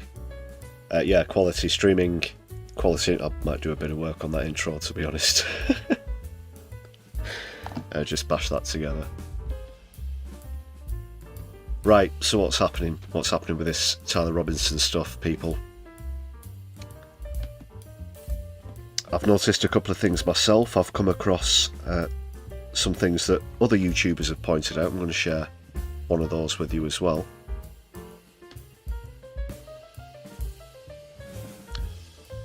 For now, though, and I know a few of you are on this isn't any tin hat stuff, people. I think there's some legitimate suspicions to be raised here, and I might even have the grounds or basis for some form of official hypothesis quite soon. You might see why as we delve into the latest evidence and revelations.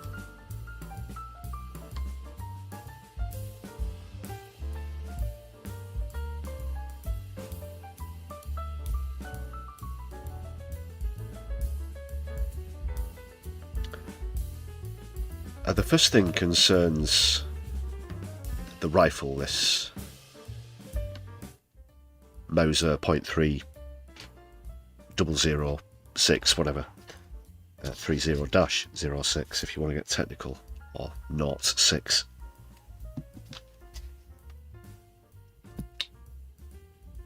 What about it?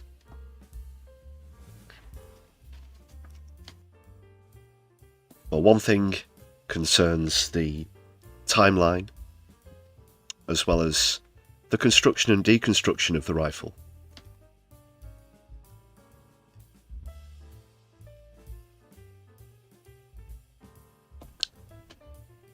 Also, ballistics, where the caliber of the rifle is concerned. We're also going to be taking a look at the official story. It doesn't get too grim, but it will sort of go into the position where Charlie Kirk took the bullet from this, supposedly took the bullet from the Mauser.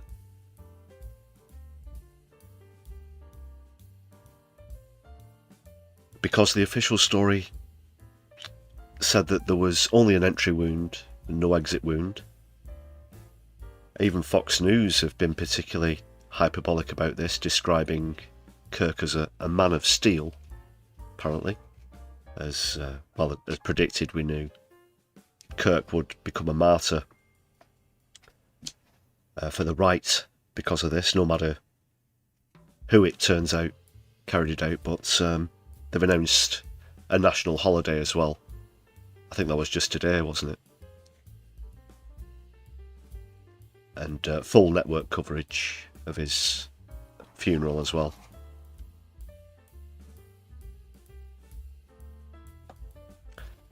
Michael, see what a bit of dark humour early on in this, pain in the neck, all of this.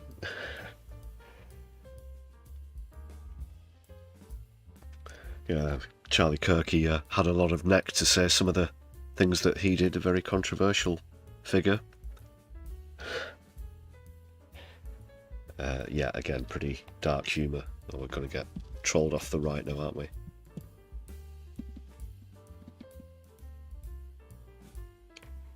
You are mocking the death of a thoroughly decent man. Are we? I thought we were talking about Charlie Kirk.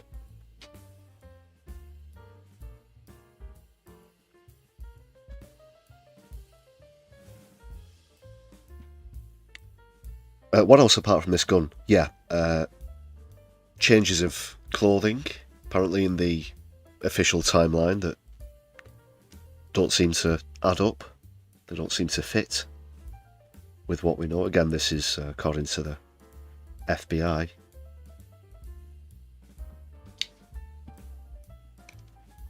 So yeah, where he did and didn't have the rifle, as well as what was or wasn't in his rucksack, including change of clothing, changes, I should say, because it's now been suggested that he might have changed clothes at least twice during the whole proceedings.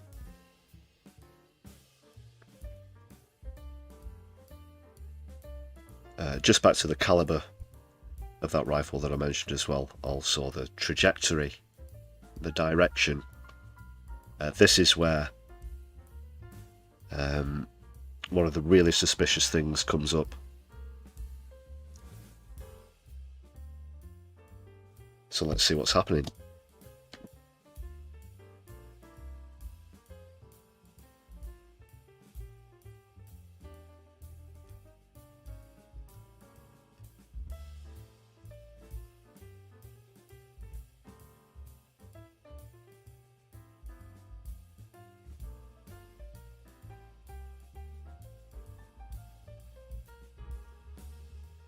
Alright, don't worry, the mic's not cut out. I just had to have a break there.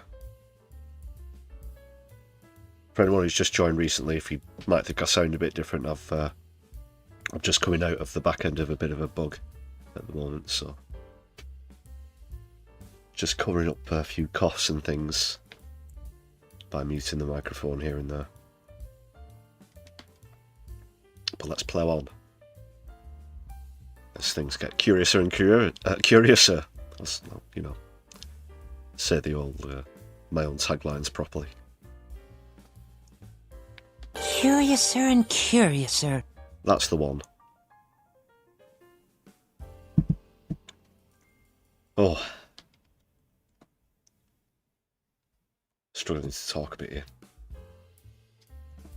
It's all good.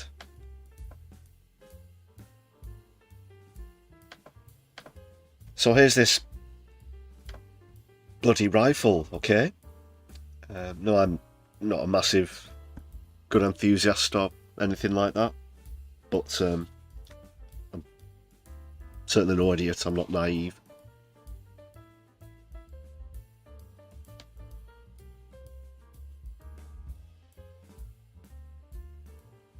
You probably, if you didn't see this on the live stream, this picture, I mean, on the last live stream you've probably seen it going around anyway. This is the supposed weapon itself, which was apparently, according to the FBI, found in a brown towel. For some reason appears here in this box. We were talking about the existence or proof of this towel on the last live stream. That's not what I'm going to get into. This is just a sort of this is what's led me to noticing something new and unusual in all of this, because we got a bit carried away about whether they took that box with them, where this box has come from, so on and so forth. But it blindsided me at the time, as it might have blindsided you as well. So just take a look at it. Just take a look at it. What's the first thing that you notice about the rifle? I'll just give you another moment. Let's see if anyone is bang on it in the chat.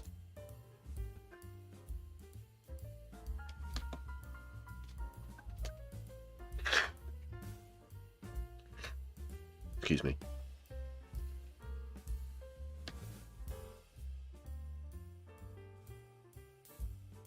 No, not the trigger. No, it's something else. Well, I'll cut to it for the sake of brevity. It's fully assembled. It's fully assembled. So according to the FBI,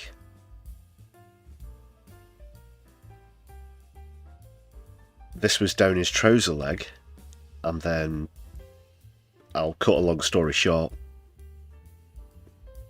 he got up on the roof,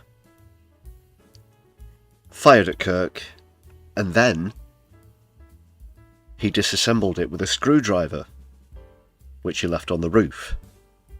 This is very important, this screwdriver, which was found on the roof, which was absolutely required to construct or deconstruct this rifle. They even pointed out in the pictures how it had been slightly modified with extra screws and so forth. But it was absolutely required that you need a screwdriver for this. So, how in the blazes do they find this rifle completely constructed? Because he certainly didn't have the time to do that after he'd fired the shot and then got off the roof. How's it all of a sudden just put itself back together again?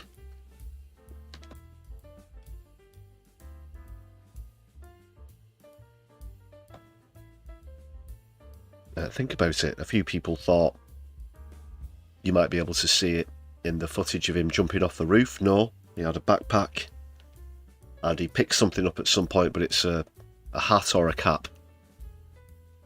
Something like that. It's certainly not one of these things, and if you see them, this isn't a compact weapon that we're talking about. It's a precision high caliber rifle.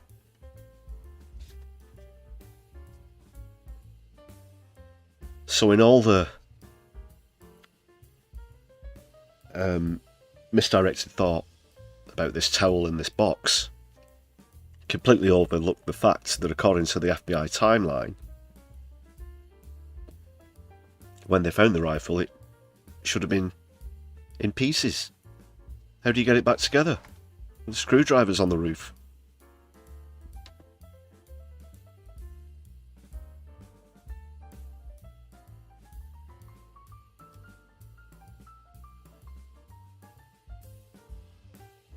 You tell me. Curiouser and curiouser.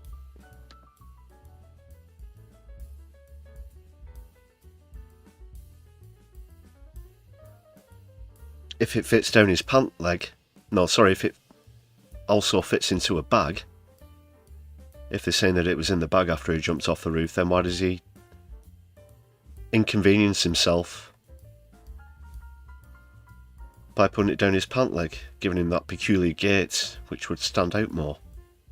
But it turns out that you actually can't do that.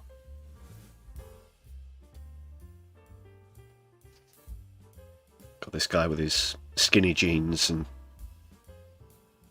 there's just no way that you could keep it concealed.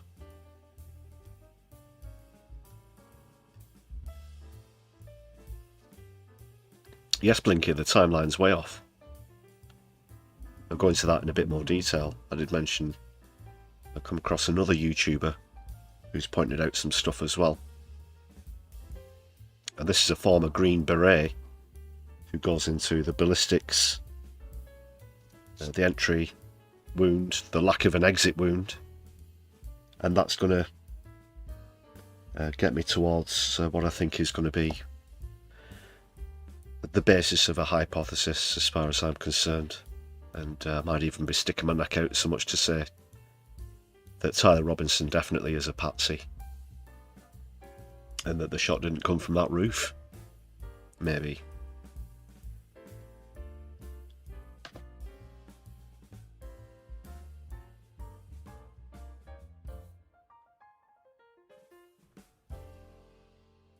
yeah, take a look at this. Oh, actually, before I play this, just so that there isn't any to eliminate bias after you've seen this clip. I've seen the actual footage from at least 3 different angles when the shot actually hit him. A couple of those were quite graphic. One of them was blurred out. And this was within the first 24 hours. This was, you know, last Wednesday, last Thursday sort of thing. So what I would like you to do is when you I would like you to remember, if you picture in your mind's eye right now, at the moment that Kirk was shot, and it's kind of strange because it takes us back to JFK territory, the direction of Kirk's head. And also, if you might have seen the same footage that I have, it's been a bit graphic, a bit dark here now, which direction any splatter, if you want to put it that way, which direction it goes in. So the direction that his head moves, and also the direction of the splatter. I want you to think about that now, just so that there's no bias before I play this, which is all about trajectory and caliber, and it's more or less no way that that's the rifle that was used, as well as what the FBI say the official entry point for the bullet. This is Valhalla VFT, so do go and check them out. They've done other stuff about the topic. We racked our brains back and forth about, did Charlie have body armor? Did he not have it on? We've run through the timeline of events and pretty much 100% confirmed at this point, no, Charlie did not have body armor on. So what does that mean? The official FBI story means that he took a direct impact to soft tissue in the neck near the carotid from a 30-06 round from 150 meters. Okay. Let's look at a little demonstration. All right, guys, this is going to be an actual ballistics demonstration of what a 30-06 round does to a mock gel human skull, okay? And then these are literally designed to see what ballistics actually do to the human body. This is a 30-06 round. Let's take a watch. Whoa. Well, you can see it's a sort of, well, like a jelly almost within, and they actually have a, you know, a skull. I'm sure that's not a real human skull, don't worry. Well, it might be, I don't know. If you fall on hard times, you can sign up for this amazing science project and make yourself a bit of cash. You just need to donate your skull for research purposes. But look at the thing. It absolutely explodes if you took one of these in the head or the neck. That's it. It popped like a fucking balloon. You're going to see this from a few different angles and at different speeds, but the results are all the same.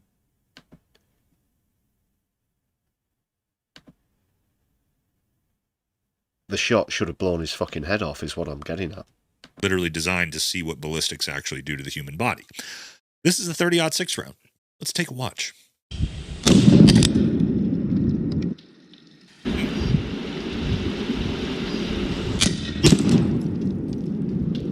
Okay.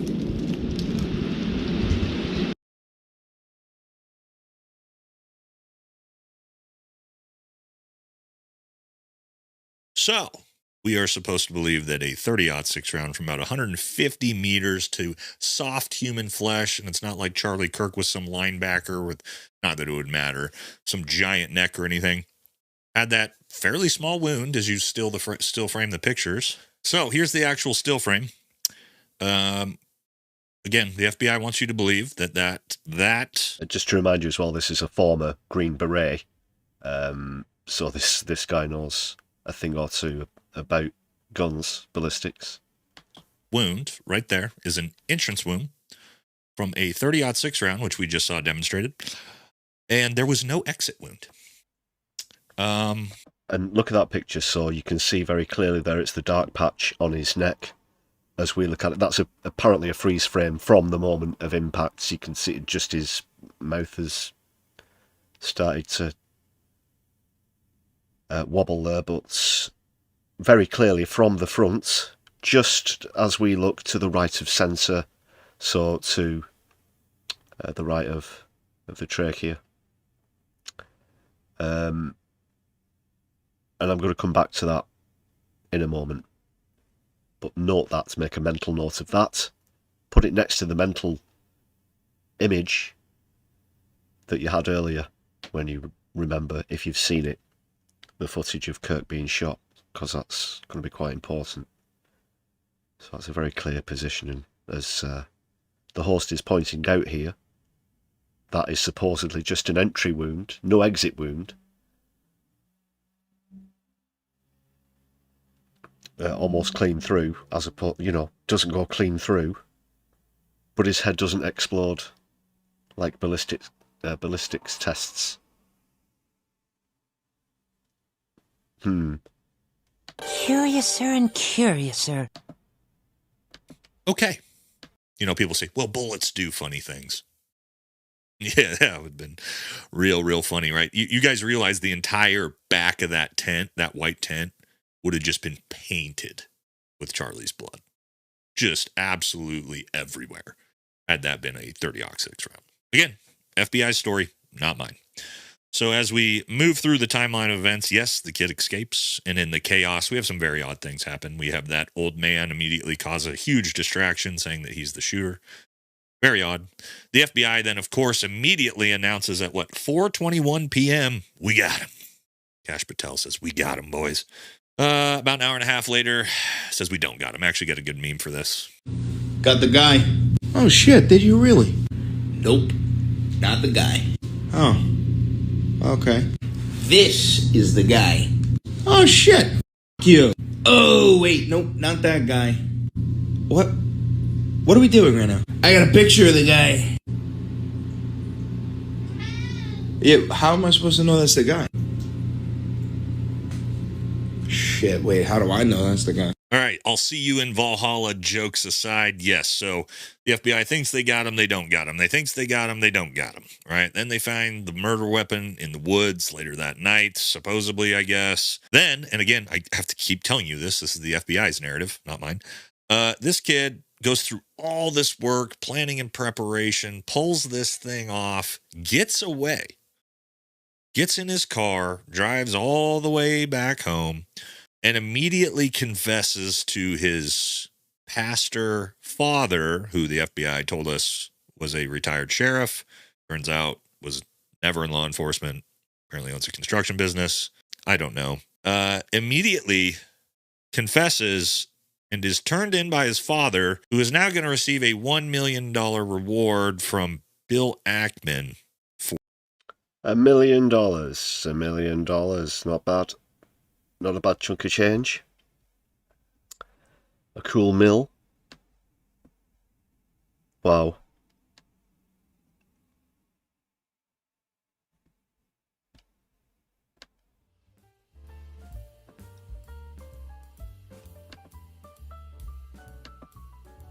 I just want to go back to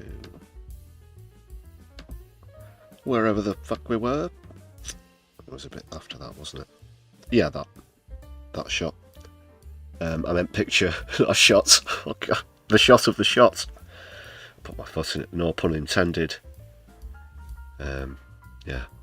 Can't believe I had the neck to make a pun like that. Oh, they're gonna fucking shut me down, aren't they? Right. No, seriously, people. I need to analyse this picture and point out something very important. Just one moment. Just give me 1 minute, people.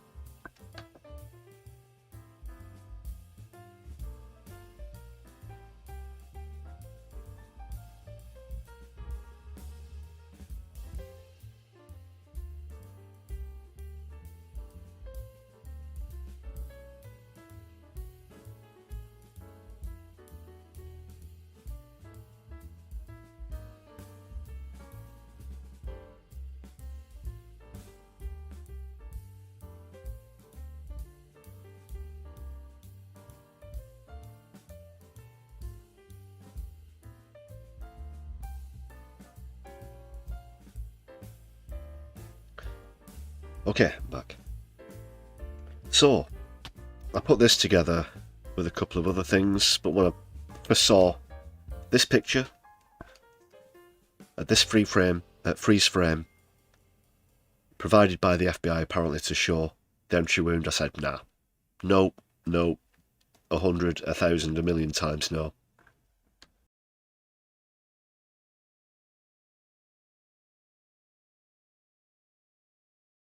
And I'll tell you why. The reason that I asked you to visualise, to picture any footage that you might have seen of the moment of the assassination, whether it's blurred out or not, Charlie Kirk's movement, the movement of his head, the movement of his body. Now, there have been at least 3 examples that I've seen. Like 2 of them weren't blurred out. One of them was. But he very, very clearly moves and shifts to his left, which would be the right as we look at him in this picture. In all 3 examples, and I remember that, and I recall seeing, bit graphic here, the splatter was coming out of the left side of his neck, which very strongly to me suggested that the assassin was positioned somewhere to Charlie's right.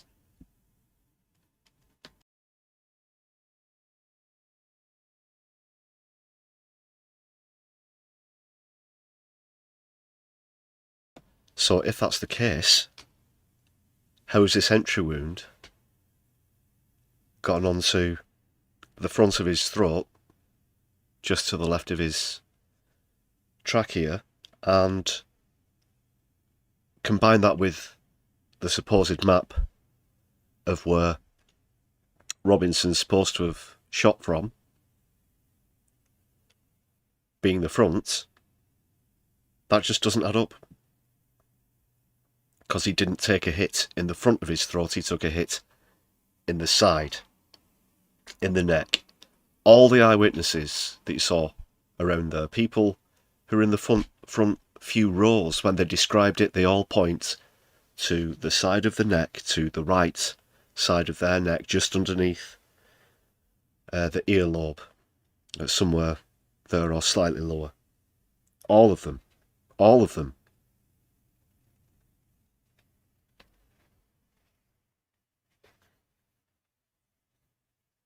So it can't be both.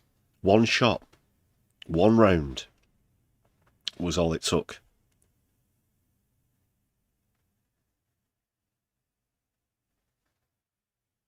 So he was shot from, as we look, the left of that picture, somewhere.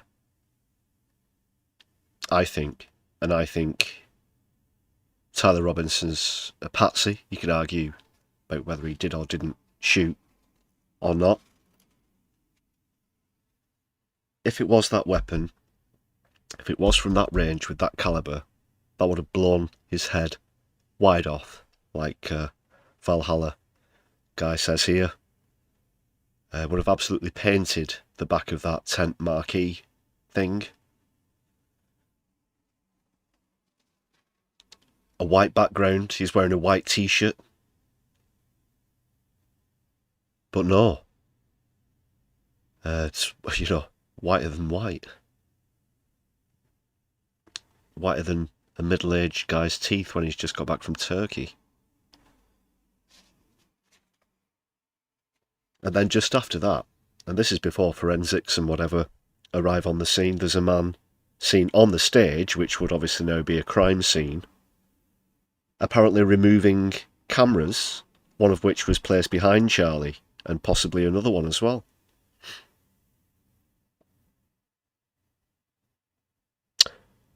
And that is a good point, Mobius, we need to hear from Tyler.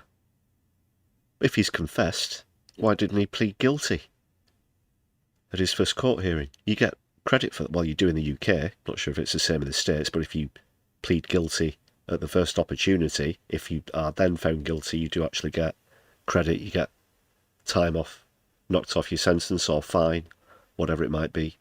It'll be more than a fine in this case, obviously. But you get that credit for pleading guilty at the first opportunity. Why didn't he enter a plea at all? Didn't have a lawyer.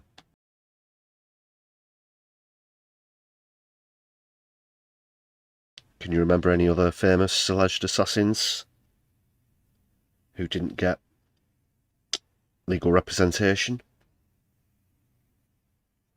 Famous cases in the United States of America. Dallas, November 1962. That sort of thing. That's another inconsistency. As well. Strong doubts. In fact, at this point, I almost outright refuse to accept the FBI's version of events. They reek of shit. Those text exchanges just get worse every time you read them.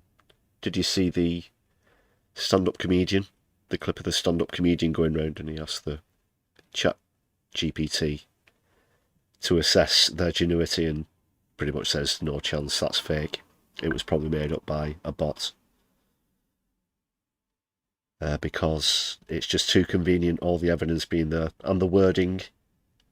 And the comedian was highlighting, this is Gen Z that we're talking about, using commas, and, a little while yet, my love. We've been through all of that on the channel before, I won't get into all that. But come on, I'm not being tin hatty here, am I, people? This reeks. This reeks.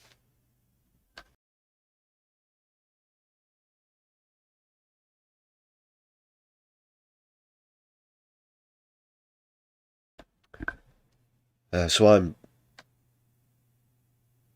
almost convinced, that he wasn't hit in the front. He was hit from the side. That's what I remember seeing. And I expected to find out that that's where the shooter was supposed to be positioned. Alas, a couple of days later, the FBI have got everything together, put all these maps out. In fact, it wasn't even 2 days. But there it was, and it doesn't add up.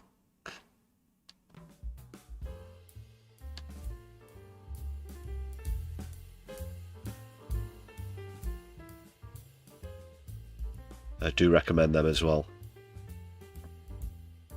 Valhalla VFT. Sorry,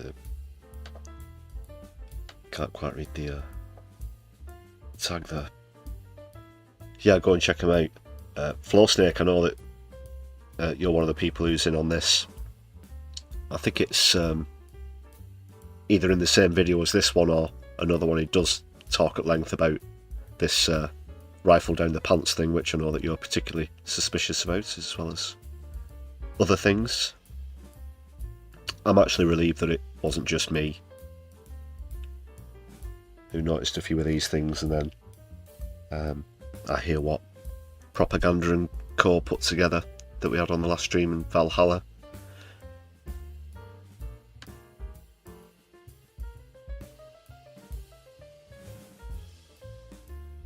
Just to be clear, I'm not what you would call a conspiracy theorist in the modern sense. That is, there's so much association now with flat earthers and geocentrism and birds aren't real, and what's the other one, the chemtrails. No, I'm not into any of that.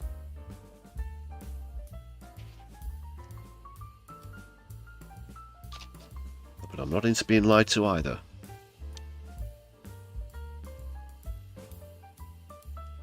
But another question, or questions, is for what reason?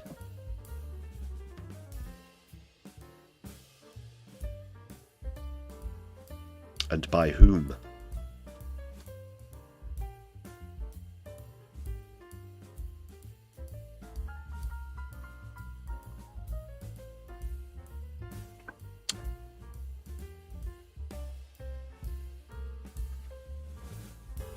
Oh yeah, just to be clear officially, Flow Snake wasn't actually there. Post-Ake's name has not been redacted from the text messages. Curiouser and curiouser.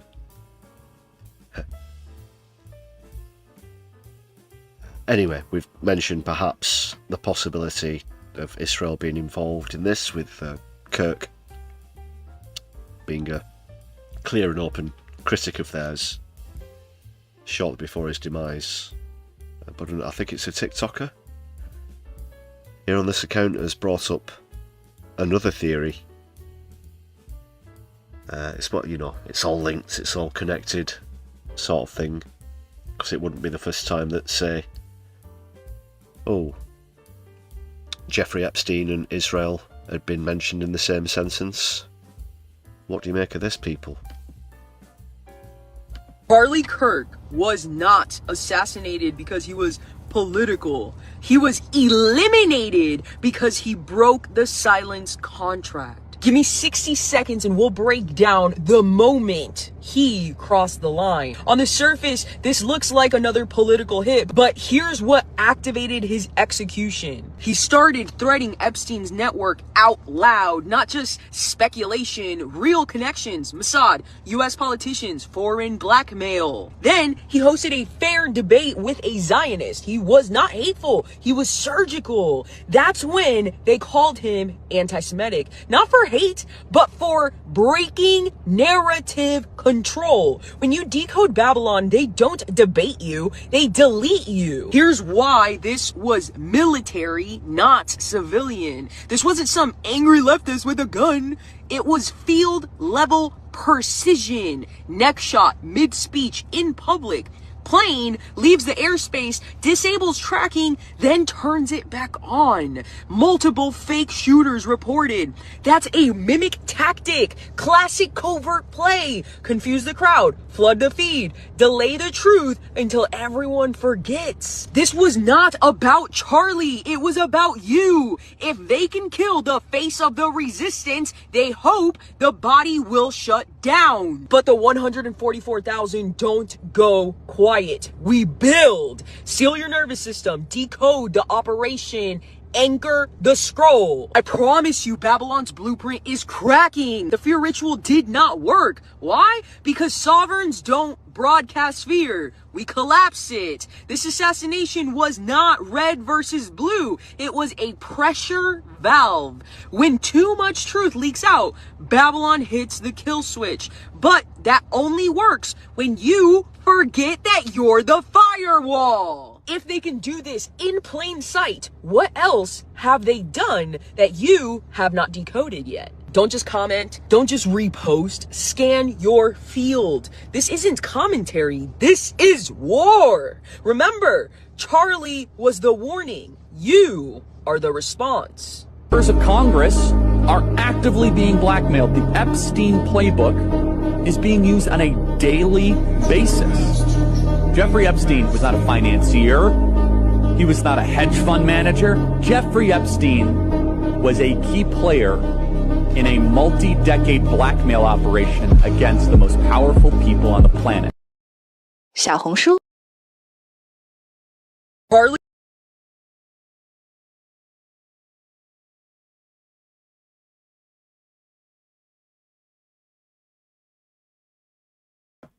Curiouser and curiouser.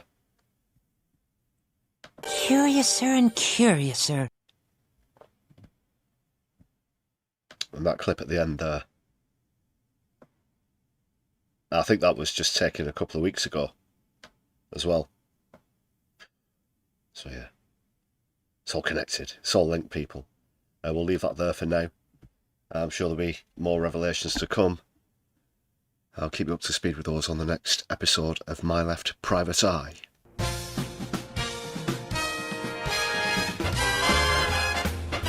One more question, sir, about those sacks of gold.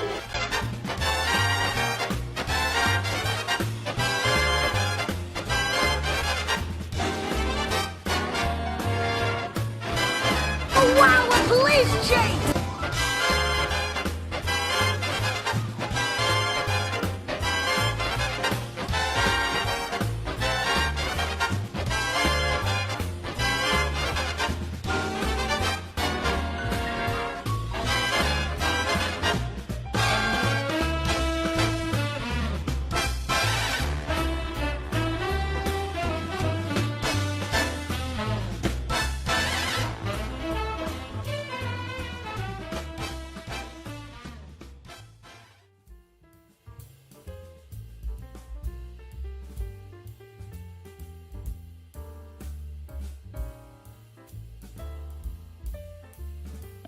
My left private eye.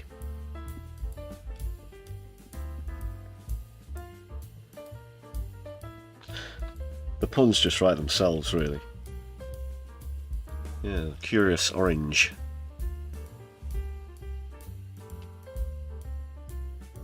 Could also be a loose description of Donald Trump, couldn't it? And with segue power, that brings me on to the next story. Speaking of curious orange, did you see this? Well, first of all, there was the Antifa post, of course. Then after that, there was a bizarre post aimed at Venezuela around people who live in mental asylums. He appears to have gotten such people confused with asylum seekers and sent a threatening message to Venezuela as well. And then there was this. This is a post which appears to have been intended as a private message from the president to Pam Bondi. I'll just read through it. The analysis at the end is pretty short and simple. It says, Pam, I have reviewed over 30 statements and posts saying that essentially, same old story as last time, all talk, no action, nothing's being done. What about Comey, Adam, Shifty Schiff and Letitia? They're all guilty as hell, but nothing's going to be done. Then we've almost put in a Democrat-supported US attorney in Virginia with a really bad Republican past, a woke rhino, Republican in name only, who was never going to do his job. That's why 2 of the worst Dem senators pushed him so hard. He lied to the media and said he quit and that we had no case. No, I fired him, and there is a great case, and many layers and legal pundits say so. Lindsay is a really good lawyer and likes you a lot. We can't delay any longer. It's killing our reputation and credibility. They impeached me twice and indicted me 5 times over nothing. Justice must be served now. President DJT.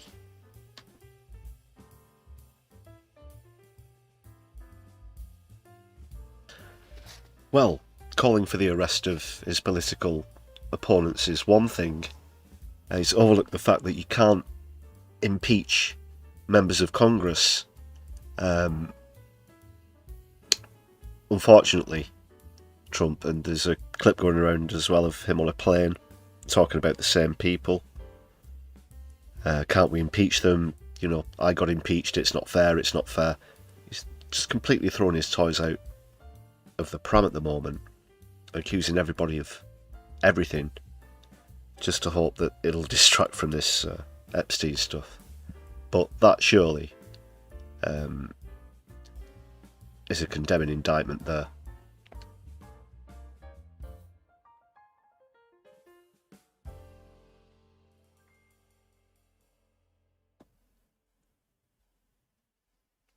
I heard someone say that what's in this post here is entirely worse than Watergate.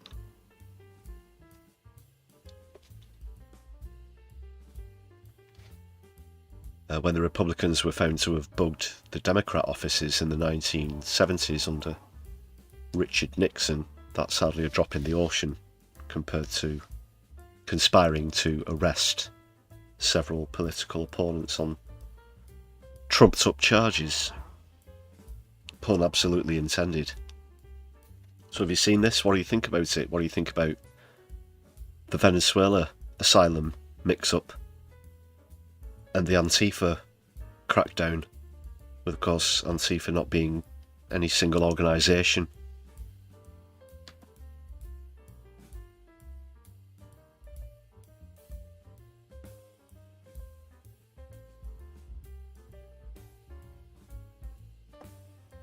A good point there, Sneaky Fish. Probably fire a lot of people now until he finds a yes man. He just doesn't like the truth. He's been complaining about the media. He apparently claims that 97% of what has been reported about him is negative, so that shows some sort of fake news or bias. Just completely incapable of self-reflection.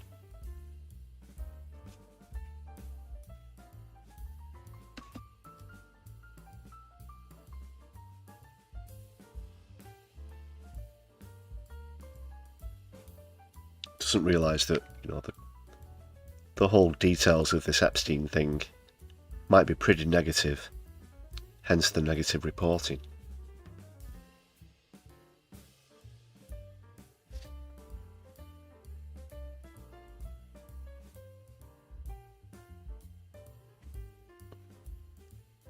Yeah, you're right there, Alwedo. The president of Watergate has been passed 100 times over with Trump. There's just no shame. It's a clown show to distract from the asset management firms that run the world.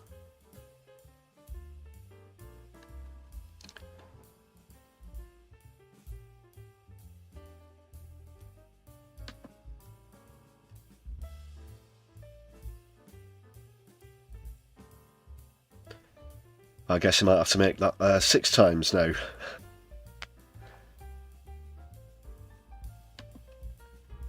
Sorry, 3 times he's been indicted, I should say.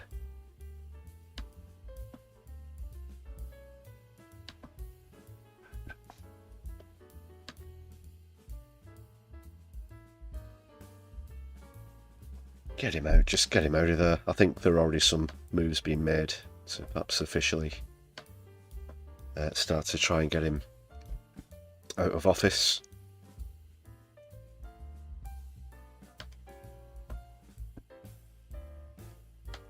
I will have to see what happens with all that.